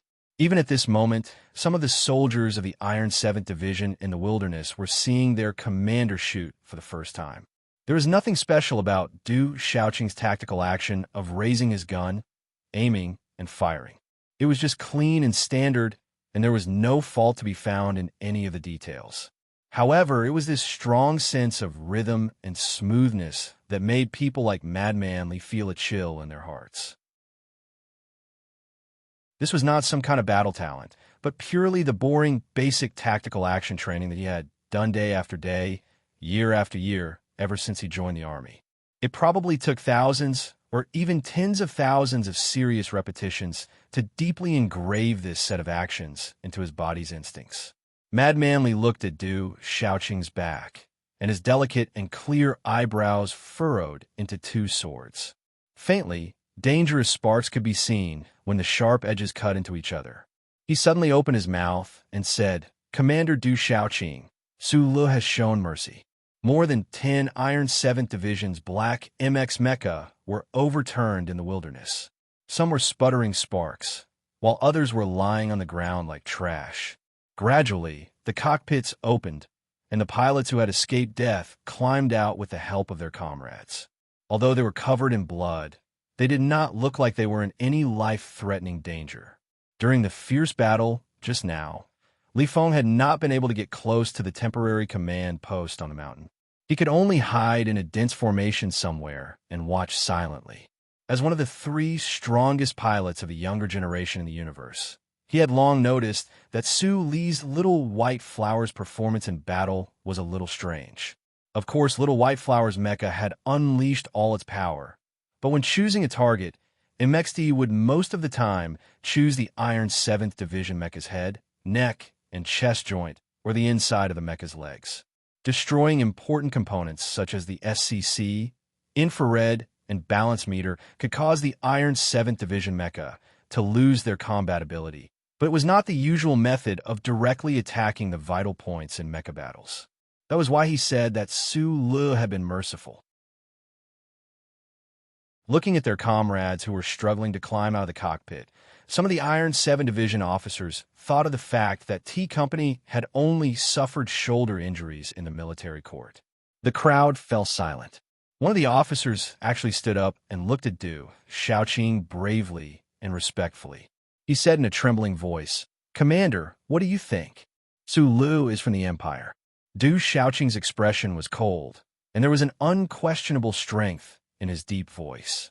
Madman Li looked at him in a daze. He grabbed his hair as if he had nowhere to vent his anger and shouted at him furiously. "Don't forget, the number of Empire soldiers who have died in his hands is no less than the number of you and me. Say that he's from the Empire? No one will believe that. I don't believe it, and none of your soldiers here will believe it. No one in the entire Federation will fucking believe it." Du Shaoqing was silent and did not answer. Madman Li waved his left hand and said angrily, "Can that old bastard Li Jiedu and those fellows in the capital be believed? Only you would be stupid enough to believe them. You're really a fucking stupid woman." Hearing the words, "old bastard," Du Shaoqing's steel-carved face moved slightly, and an extremely strange and unnatural smile appeared on his face. He replied indifferently, "My mother is indeed a woman, but she's not stupid. Furthermore, she is definitely not from the Empire." At this moment, Li Feng suddenly felt that no matter how crazy he was, there was nothing he could do in front of this famous Iron General of the Federation. It was obvious that he could not communicate with him. Suddenly, he thought of something painful, and his young and ruthless face quickly calmed down. He looked at Du Shaoqing and said slowly, "I understand. You just want to kill Su Lu, no matter who he is. But I must remind you that the Federal Army strictly forbids the killing of prisoners. Even if he is a soldier of the Empire, after he has lost the ability to resist, he still needs to go through a trial before he can be executed. You cannot use torture." The last few words hit the ground like copper beans and bounced up stiffly. Li Feng stared at Du Shaoqing and said coldly, "This time, I won't just watch you bunch of trash kill him like you're killing a tiger." Hearing the word tiger, Du Shaoqing's expression suddenly became very, very distant. It was as if his body was in the middle of this mountain, but the real person was nowhere to be found. The heavy ACW in his hand slowly moved downwards. Pop, pop, pop, pop. In the shortest amount of time possible, the ACW in Du Shaoqing's hand fired fiercely. In the distance, The broken little white flower's mecha's right mechanical leg, which was the only thing supporting it, finally broke after countless attacks. The heavy mecha fell to the ground with a boom. Throwing away the empty ACW, Du Xiaoqing took a pair of sunglasses from the orderly beside him. After putting them on, he slowly turned around and looked at Li Feng expressionlessly. Su Lu is a citizen of the Empire. This is not a crime forged by that old bastard father of yours or by Mr. President. This is the judgment of the Charter Central Computer. My division's military operation this time is not an official operation. It is directly authorized by the Bureau of Proclamation. Hearing these words, Madman Li's expression became extremely strange. As a citizen of the Federation who lived under the charter of the glory of the Charter, he might not normally feel the existence of that glory, but once he had to think about it, he would never doubt that the Federal Central Computer would make a mistake. That's why I don't understand why you want to stop me from killing Su Lu. In my opinion, it's better to let him die than to let him suffer this kind of mental torture after learning the truth. Madman Li slowly lowered the muzzle of his gun. Looking at Du Xiaoqing, who was walking away without paying any attention to him, he said loudly, "But in the end, you still didn't shoot." Du Xiaoqing's footsteps paused. After a long silence, he replied, "Because I also hoped that the Charter Central Computer might have made a mistake this time, although the possibility is basically zero." A thunderous roar rang out in the eastern skies. More than 10 Federation close-range fighter K-12s roared over at high speed, flying towards that battered MXD mecha in the middle of the mountain. The people on the ground could even clearly see as many as 9 Oxdale air-to-ground missiles under the wings of the fighters. It was very clear that the purpose of these fighters was to blast that MXD mecha, which no longer had any mobility, into pieces of unbreakable metal. Madman Li, who had already walked not too far in front of Little White Flower's mecha, abruptly raised his head. Seeing the fighters roaring towards him at high speed from the east, he thought to himself, "I wonder which troop is this clown who has come to take advantage of the situation to lick his father's chrysanthemum." Anger rose in his anger and disdain, and he roared, "Scram!"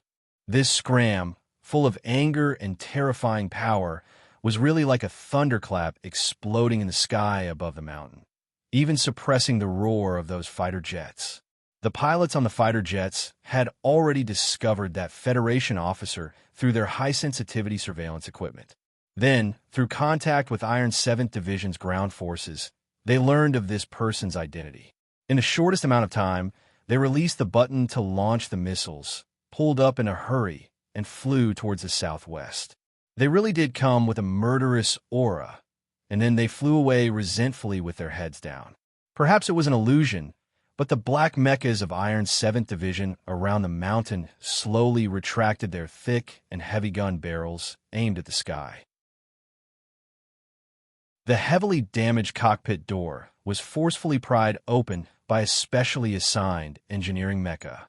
Li Feng climbed onto the platform with a heavy expression and carried out the fellow who was already extremely tired and heavily injured to the point that he couldn't even move a finger. Hundreds of guns and more than a dozen black MX mechas were aimed at them.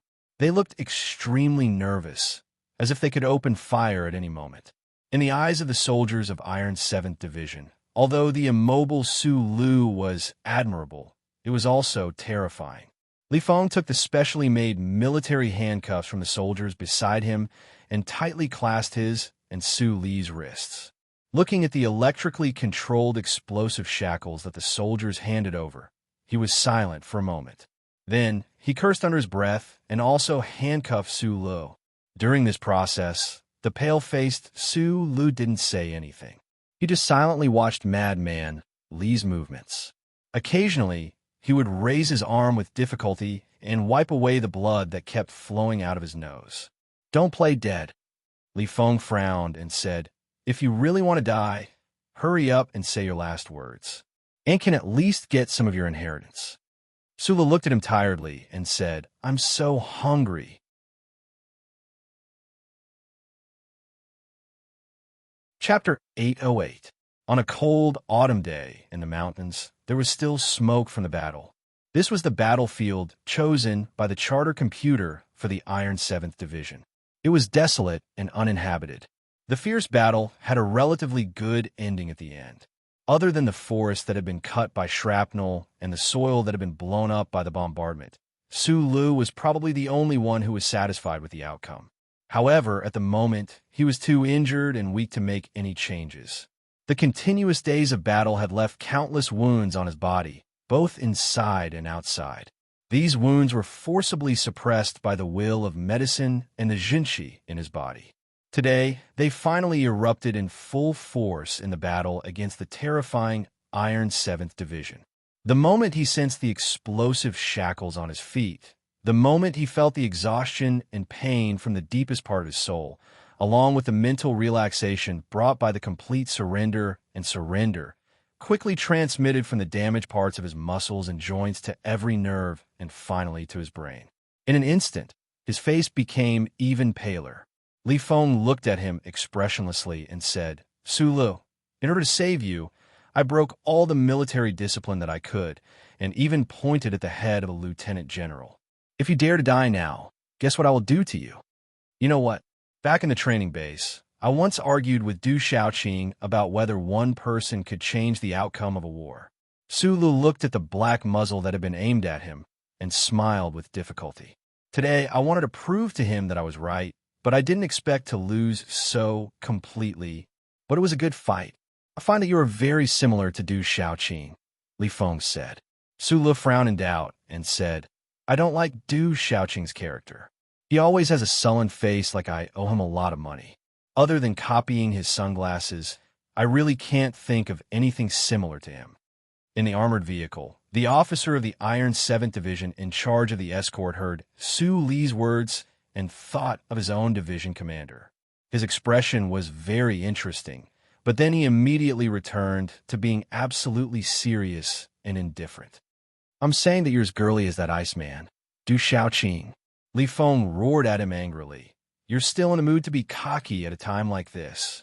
After a moment of silence, Su Lu said in a slightly hoarse voice, "No matter how boring the excuses of those big shots are, I have killed so many people without being tried by the court these days. No matter how it is tried, it will only be a death sentence. Those people deserve to die." Li Feng glared at the officer of the Iron 7th Division, who was enraged by his words, and said coldly, "Anyone who kills a tiger must die. In the end, it's just death. Why do you have to do this?" Sulu shook his head tiredly. "From the capital to Harbor City, I've been watching you kill people. Good job. You know I don't really like you, but you were avenging the tiger. I can't just watch you die." Li Feng said coldly, "Death is nothing, but I think you definitely don't want to be wrongly accused of being a citizen of the Empire." "That makes sense." Sulu slowly narrowed his eyes and said with difficulty, "I'm a citizen of the Federation when I'm alive, and a ghost of the Federation when I'm dead, as long as I'm not a hungry ghost." Li Feng cursed in a low voice and shoved the pasty nutrition bar that he had just opened into his dry mouth. Then he looked at him and asked with a frown, "Sulu, have you ever thought that you might really be a citizen of the Empire?" "Don't talk nonsense." Sulu answered vaguely. "If I were a citizen of the Empire, my mother, who has never left Onglin, not even Nashi, would definitely be the first to disagree. She would think, who the fuck is going to reimburse me for a one-night stand?" Li Feng felt that it was very reasonable and laughed out loud. While laughing, he pressed his fingers on the special handcuffs on their wrists. With a muffled groan, he pressed hard. A burst of energy burst out in the carriage, and the delicate mechanical spring of the special alloy handcuffs was deformed by this huge force and could not be opened anymore. The officers of the Iron 7th Division in the carriage looked at this scene in shock. One of the officers subconsciously looked to the front and saw that the key to the special alloy handcuffs was in the hands of the commander in front. However, from the looks of it, the key was probably no longer used. Looking at Su Li's puzzled eyes, Li Feng casually explained, "This way, no one should dare to try to kill you secretly." Hearing this explanation, Su Li's cold chest suddenly felt a little warmer. He wanted to shrug, but found that he could not even do such a simple action with his current physical condition. He could only smile and look at the young colonel, who was like a small mountain. He thought to himself, "This is really a proud and childish guy." The long stretch of troops drove towards the capital special district. More than 10 black mechas silently followed beside a military vehicle. They strictly carried out the direct orders of Division Commander Xiaoqing. If the person in the vehicle tried to escape, or if Colonel Li Feng tried to help that person escape, they had the authority to directly blow the military vehicle into pieces, including Li Feng. Although there was the guidance of the federal military parameters, and the ship was equipped with protective plates according to the other party's request, the smuggling merchant ship still suffered serious damage after passing through the giant warp hole. Therefore, when the negotiators of the Federation government finally agreed to the underground resistance group's visit to the capital ring under Mu Un's emotional and even annoying request, they had already switched to the federal military warship. Until now, Mu Un still did not understand why the other party suddenly agreed to his request and just remained silent on the matter of meeting with Colonel Sulu. Naturally, he did not know that this was the intention of President Pabre. After going through so many things, the president was very willing to cordially receive the resistance group soldiers from the Empire and wanted the entire Federation to see the image of him shaking hands with the foreigners. Huai Chaoshu did not care about these trivial matters. Still playing the role of Mu Un's sidekick, she did not even show a trace of vigilance about the possibility of being betrayed by Mu Un to the Federation. She only calmly watched the unfamiliar scene of the galaxy outside the porthole of the warship. It should be known that if Mu Un told the accompanying Federation soldiers that the thin young man with short hair and a hat was the princess of the Empire whose name shook the universe and whose hand were stained with the blood of the Federation soldiers, the Federation government would definitely be very willing to pay all the price and give Mu Un unimaginable returns. Huai Chaoshu had entered the star sector of the Federation before, but this was the first time she had entered the capital ring of the other party. She narrowed her eyes, and a strong desire occasionally appeared in her calm eyes. She cherished all the time she had and compared the scene of the galaxy in front of her with the star map that the intelligence department had paid a huge price to obtain from Bermuda. Arriving at the Sylvan region through the Gary corridor, she had lived in the Sunset region for a period of time. During the long space journey, she had also passed through several important space checkpoints of the Federation. The princess of the Empire silently and carefully observed every detail, such as the diet of the ordinary people, the number of transportation tools, and their mental state. From that, she had determined the current economic situation of the Federation, the supply of social necessities, and the supply of ordinary energy. The more she looked, the more silent she became. She discovered a shocking fact from many details. The gap between the economic strength and the military potential of the Empire and the Federation was even greater than the intelligence department had estimated. As for the difference in the level of technology, one only needed to see that the Federation's warships could freely pass through the Gary corridor and the black ocean-like solar blocks on the Old Moon base outside the window to easily come to a conclusion that made all the people of the Empire feel cold. That blue planet is S1. According to my father back then, this is the planet he saw in the universe that most resembles the human's ancestral planet that the ancestor of the Hua family once described. The middle-aged man, who had spent most of the long journey reading novels in the cabin, came to Huai Caoshu's side without anyone noticing. A wide-brimmed hat that was very much in the style of the northern region of the Empire covered his overly handsome face. I know what kind of true emotions are hidden under your silence right now. Master Fan Wei smiled and said, "Perhaps my father saw the huge gap between the two sides back then. So he tried his best to stop the previous emperor from starting the West Woods expedition and try to use the seed plan to promote peace in this universe. Unfortunately, he failed in the end, and the seed plan completely changed in the hands of your father, Huai Fuchai. It was unknown what kind of complicated emotions the Federation's war godly Pifu, who is now sleeping behind Mount Feiqing, would have if he heard the words of Master Fan. Huai silently looked at the blue planet in front of the warship and tightly pursed her lips. But you don't have to worry too much. The Empire always has two advantages that the Federation can't approve. The first is population. In the end, any war is just a competition of reproduction speed. There is no difference between a war between humans and a war between monkeys. Master Fan probably had a way to ensure that his voice wouldn't be heard by the surveillance equipment on the warship. He leisurely said, "The second is the concentration of power. The Empire only has one voice, but the Federation has countless voices. The more desperate the war between the two sides is, the greater the impact of this difference will have."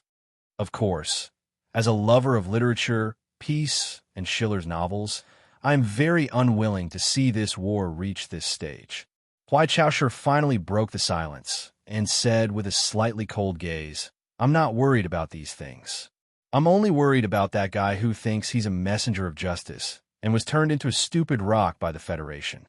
Will he still risk his life for these foreigners? If he were to die so pointlessly, this adventure of mine would seem rather ludicrous." Praise the Creator. Fortunately, nothing really happened between the two of you back in the manor. Otherwise, if the plot in Master Schiller's 8-parts trilogy had been fulfilled, I would have sinned greatly. The great teacher gently closed his palms and looked at the blue planet that was getting closer and closer. His eyes were intoxicated by the huge white snow cloud that spanned countless kilometers in the north of the planet. He praised, "Father, your description is right. It really is a big cotton candy."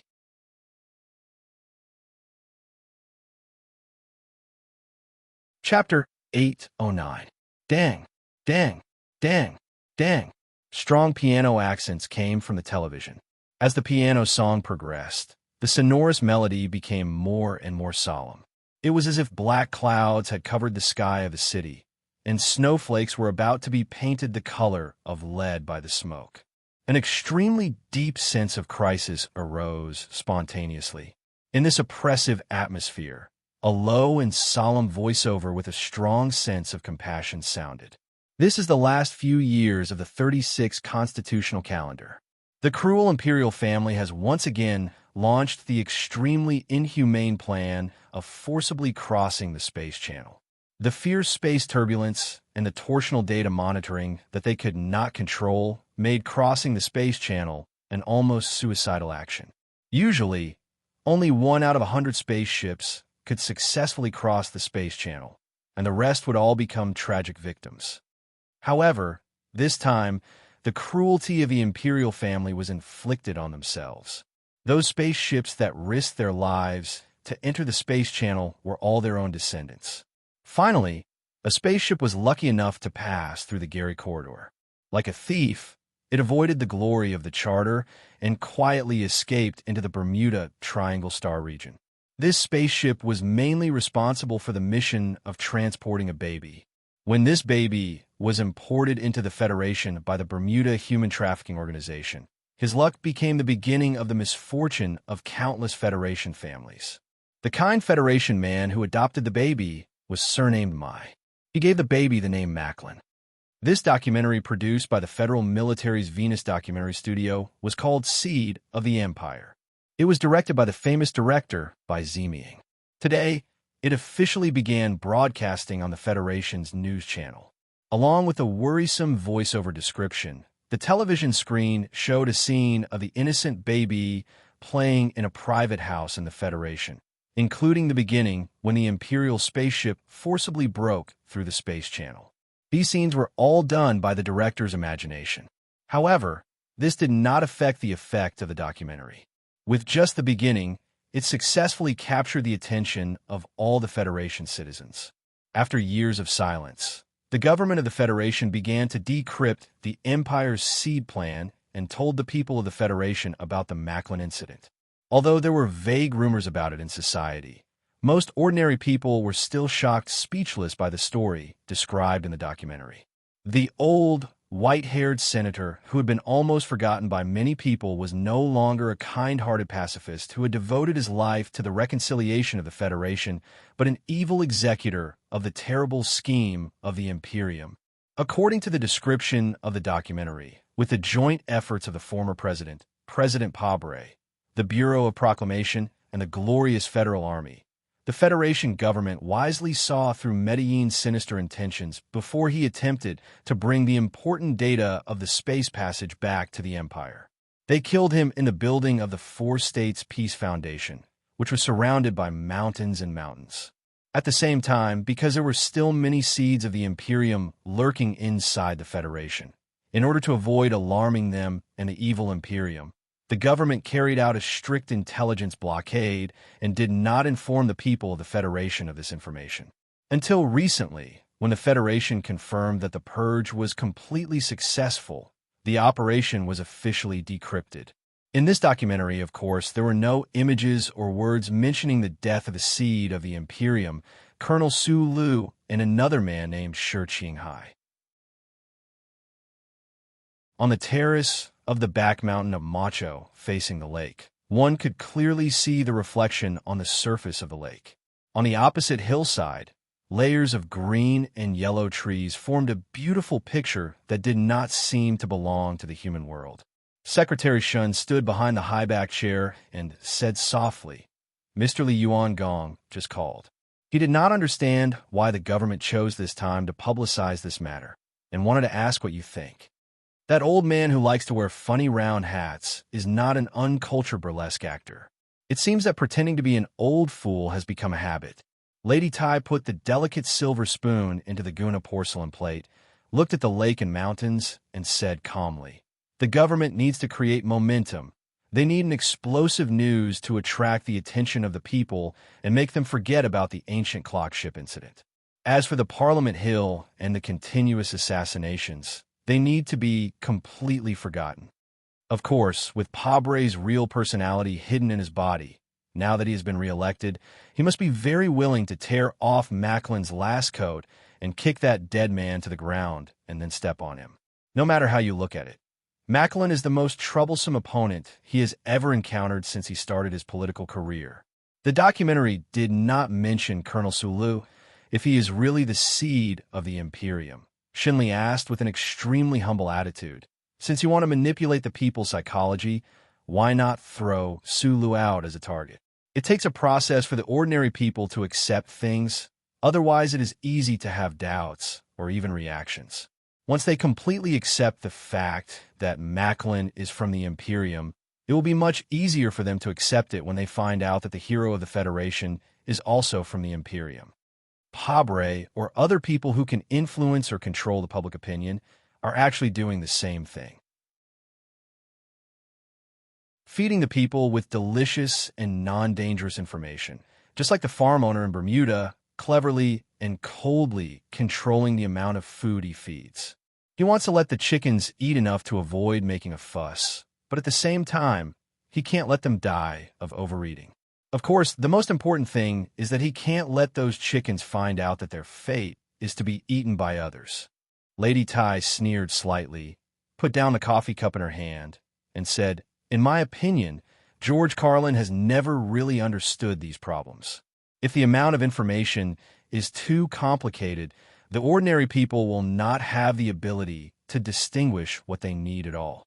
They can only eat passively until they are fed, until they become idiots in the end." Shunli stood silently behind his wife, recalling the similar arguments that had appeared in books before. He just felt that it was a bit strange for these words to come out of his wife's mouth. After a moment of silence, he said, "Now it seems that all the problems are focused on one point, whether Colonel Sulu is the seed of the Imperium or not." Lady Tai did not answer this question. She silently looked at the lake under the mountain in late autumn. The autumn feeling in the yellow forest in the lake reminded her of many things from many years ago. She said lightly, "What did old Tai say?" Old Director Tai said on the phone that he enjoyed his retirement life very much. He was very happy playing golf every day. He did not give his opinion on the Sula matter, but in the end, he said, "An era is over." Shunli paused, looked at his wife's back, and said in a low voice, "Let him be. He is the only distant relative of the Tai family. It is good for him to rest more when he is old." But back then, he was always unwilling to have more sons, and instead adopted a bunch of daughters. I really don't know what he was thinking. Lady Tai certainly knew why the former director of the Bureau of Proclamation was unwilling to adopt a son from young to old. But she, who had always been grateful, did not want to point it out. As for the end of an era that old Director Tai mentioned, of course, he was not referring to Sulu. That era referred to the past of the Federation formed by the former president who truly cherished the Federation but eventually died of illness in office. The god of war Li Pifu, Lady Tai, and her husband, the former director, and perhaps the man who was wandering among the stars. Following the strong rise of Pabre's government, the death of Zhong Sihu, and the impending death of Sulu, a brand new era, one that no one could see the future clearly, and one that no one knew whether it was a good or bad era, had opened its curtains. Madame Tai stood up and left the balcony. Her back view still looked young, but it was unknown whether in this new era, she and the rulers of the big families still had the qualifications to stand behind the stage and enjoy the performances under the spotlight, or just coldly watch from the sidelines. In the late autumn, a closed-door secret hearing was being held on Parliament Hill. Other than the hundreds of members of the management committee, even their closest subordinates were forced to leave. This secret hearing had nothing to do with the documentary, and had nothing to do with Macklin, who had already been thrown into the abyss. It was only related to a colonel of the Federation named Sulu. Parliament Hill had just started, but it was already in an extremely intense debate, or rather quarrel. A few male members of the parliament directly launched vicious personal attacks on the National Security Advisor, who had just finished reading the government report on the stage. Colonel Sulu is a hero established by the Federation government, and a trusted aide strongly protected by your president. At this time, you actually want us to believe that he is actually a citizen of the Empire. Do you think that we are crazy, or are you crazy yourself? The people don't know who killed Macklin, but you don't know? Have you forgotten who killed the Butcher County King of the Empire? Mr. National Security Advisor, I really want to know if your shiny head is filled with artificial egg white. Sitting at the highest point of the stage, Mr. Zion, the vice chairman, was clearly unable to control the situation that was currently out of control, and it seemed that he had no intention of controlling the situation. The old chairman stroked the white hair on his forehead, thinking about the situation that had taken a turn for the worse in recent days. He knew that his hopes of Sulu blowing up the storm and becoming the vice president, or even the president of the Federation, had been completely shattered. Thinking that his days were numbered, it was already difficult for him not to show disappointment on his face. How could he have the mood to care about anything else? The members who were angrily criticizing the government, the president, and mocking the National Security Advisor did not admire Colonel Sulu, and were even incomparably disgusted or fearful. Today, there were several empty seats on Parliament Hill, reminding the people from time to time that the owners of these seats had died under the guns of Sulu and his companions. However, as Li Feng said to Du Xiaoqing, no one in the Federation believed that Sulu was a citizen of the Empire, and neither did the members of the Parliament. The shocking demonstration not long ago had directly caused Pabre's government to become more powerful. Parliament Hill, which had been forced to remain silent for too long, did not hesitate to seize the government's extremely stupid mistake and launch a counterattack. Pay attention to your demeanor. At the same time, improve your logical judgment. At this moment, the situation represented that the government and a considerable number of members of the parliament were about to shed all pretense of cordiality.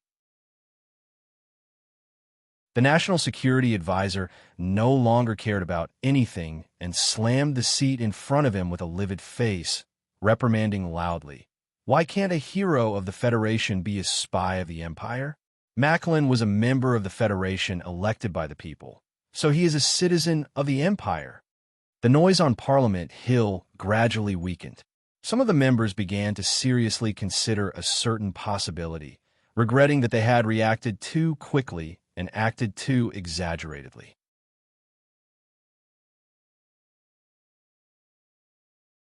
Chapter 810. Counselor Evo was the daughter of a miner from the Eastwood district. She had no background and was known for her isolation in Parliament Hill. Last year, during the hearing on the Federation's arrest of Sue Lu, it was she who first questioned Counselor Paulson, who had died in the hospital building. Colonel Sue Lu is the same as President Pabre. He is the pride of the Eastwood district. Now you're saying that the boy from Eastwood is from the Empire. I cannot accept it emotionally. Counselor Evo looked at the National Security Advisor in front of her and said, I want evidence. I want impeccable evidence. Otherwise, I will fight you to the end.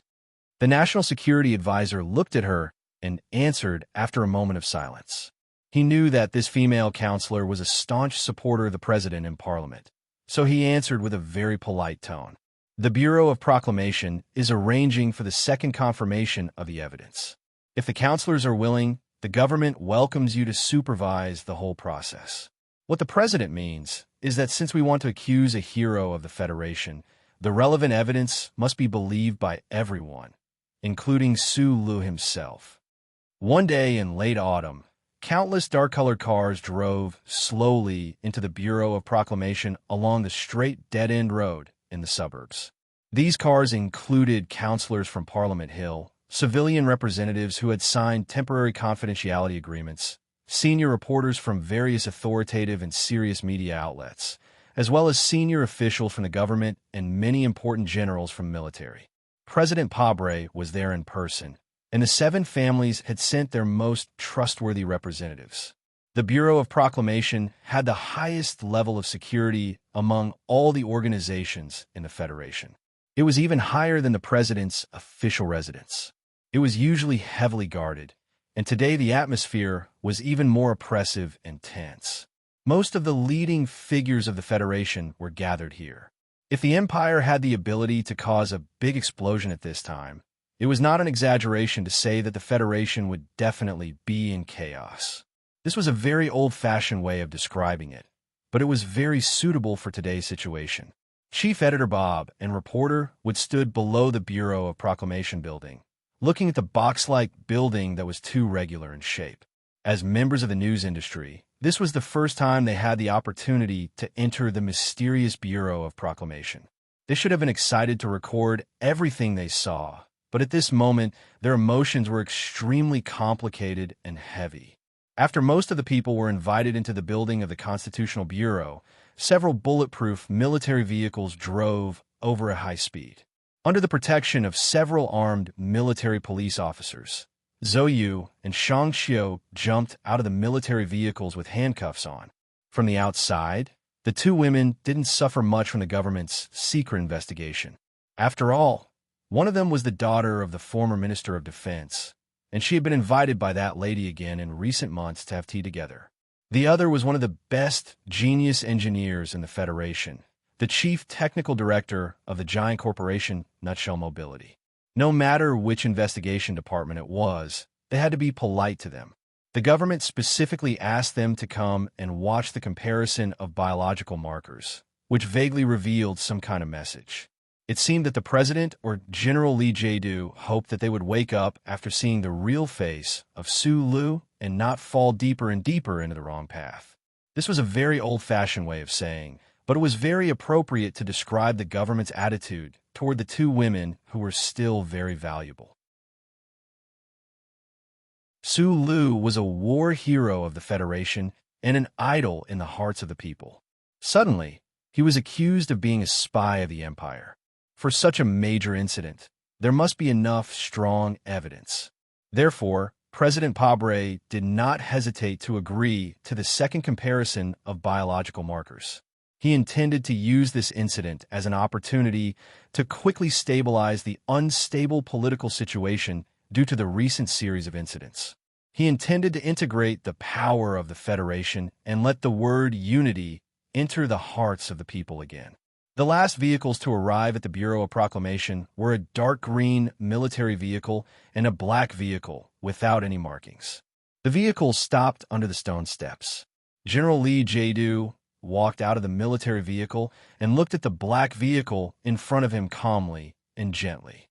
The door of the black vehicle slowly opened. A pale and thin young man walked out, holding a small metal box tightly in his hands. The white-haired butler Jean looked at him worriedly and said, "Young master, why don't I take it?" Tai Yuan shook his head and carried the small metal box to the Bureau of Proclamation.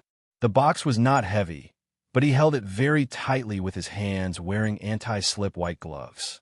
This was because there was a bottle of blood in the box that he had personally gone to the military prison of Qingsheng and drawn from that guy.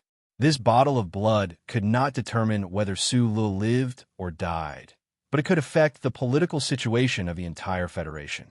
However, for Tai Yuan, the importance of this bottle of blood was that it could prove something that was more important than life and death in the eyes of some people. The internal protection of the metal box was extremely sophisticated and advanced. Even if it fell from dozens of meters to the ground, the things inside would not be damaged. However, this box was too important to Su Lu. It involved too many things. He only trusted Tai Yuan, and Tai Yuan only trusted that it would not be replaced by someone else. Until now, although no one believed that the Federal Central Computer could be wrong, people like Macho and the Back Mountain, who had used the internal staff of the Bureau of Proclamation more than once, still believed that the last biological marker comparison was most likely done by the Bureau of Proclamation under the orders of the government. For the opposite reason, Li Jiedu personally went to the military prison of Qingsheng and supervised the entire process of Tai Yuan drawing Su Li's blood. As for Macklin's biological marker, it had always been stored in the core backup of the Federal Central Computer. Macho and the Iron Mathematician had also secretly stored a copy after the Macklin case broke out. No one could fake it. The people walked into the Bureau of Proclamation building. After a long time, the people walked out of the Bureau of Proclamation building. At this moment, a cold autumn rain fell without warning.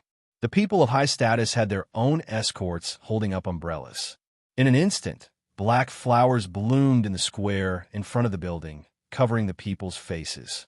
The true emotions on their faces could not be seen clearly.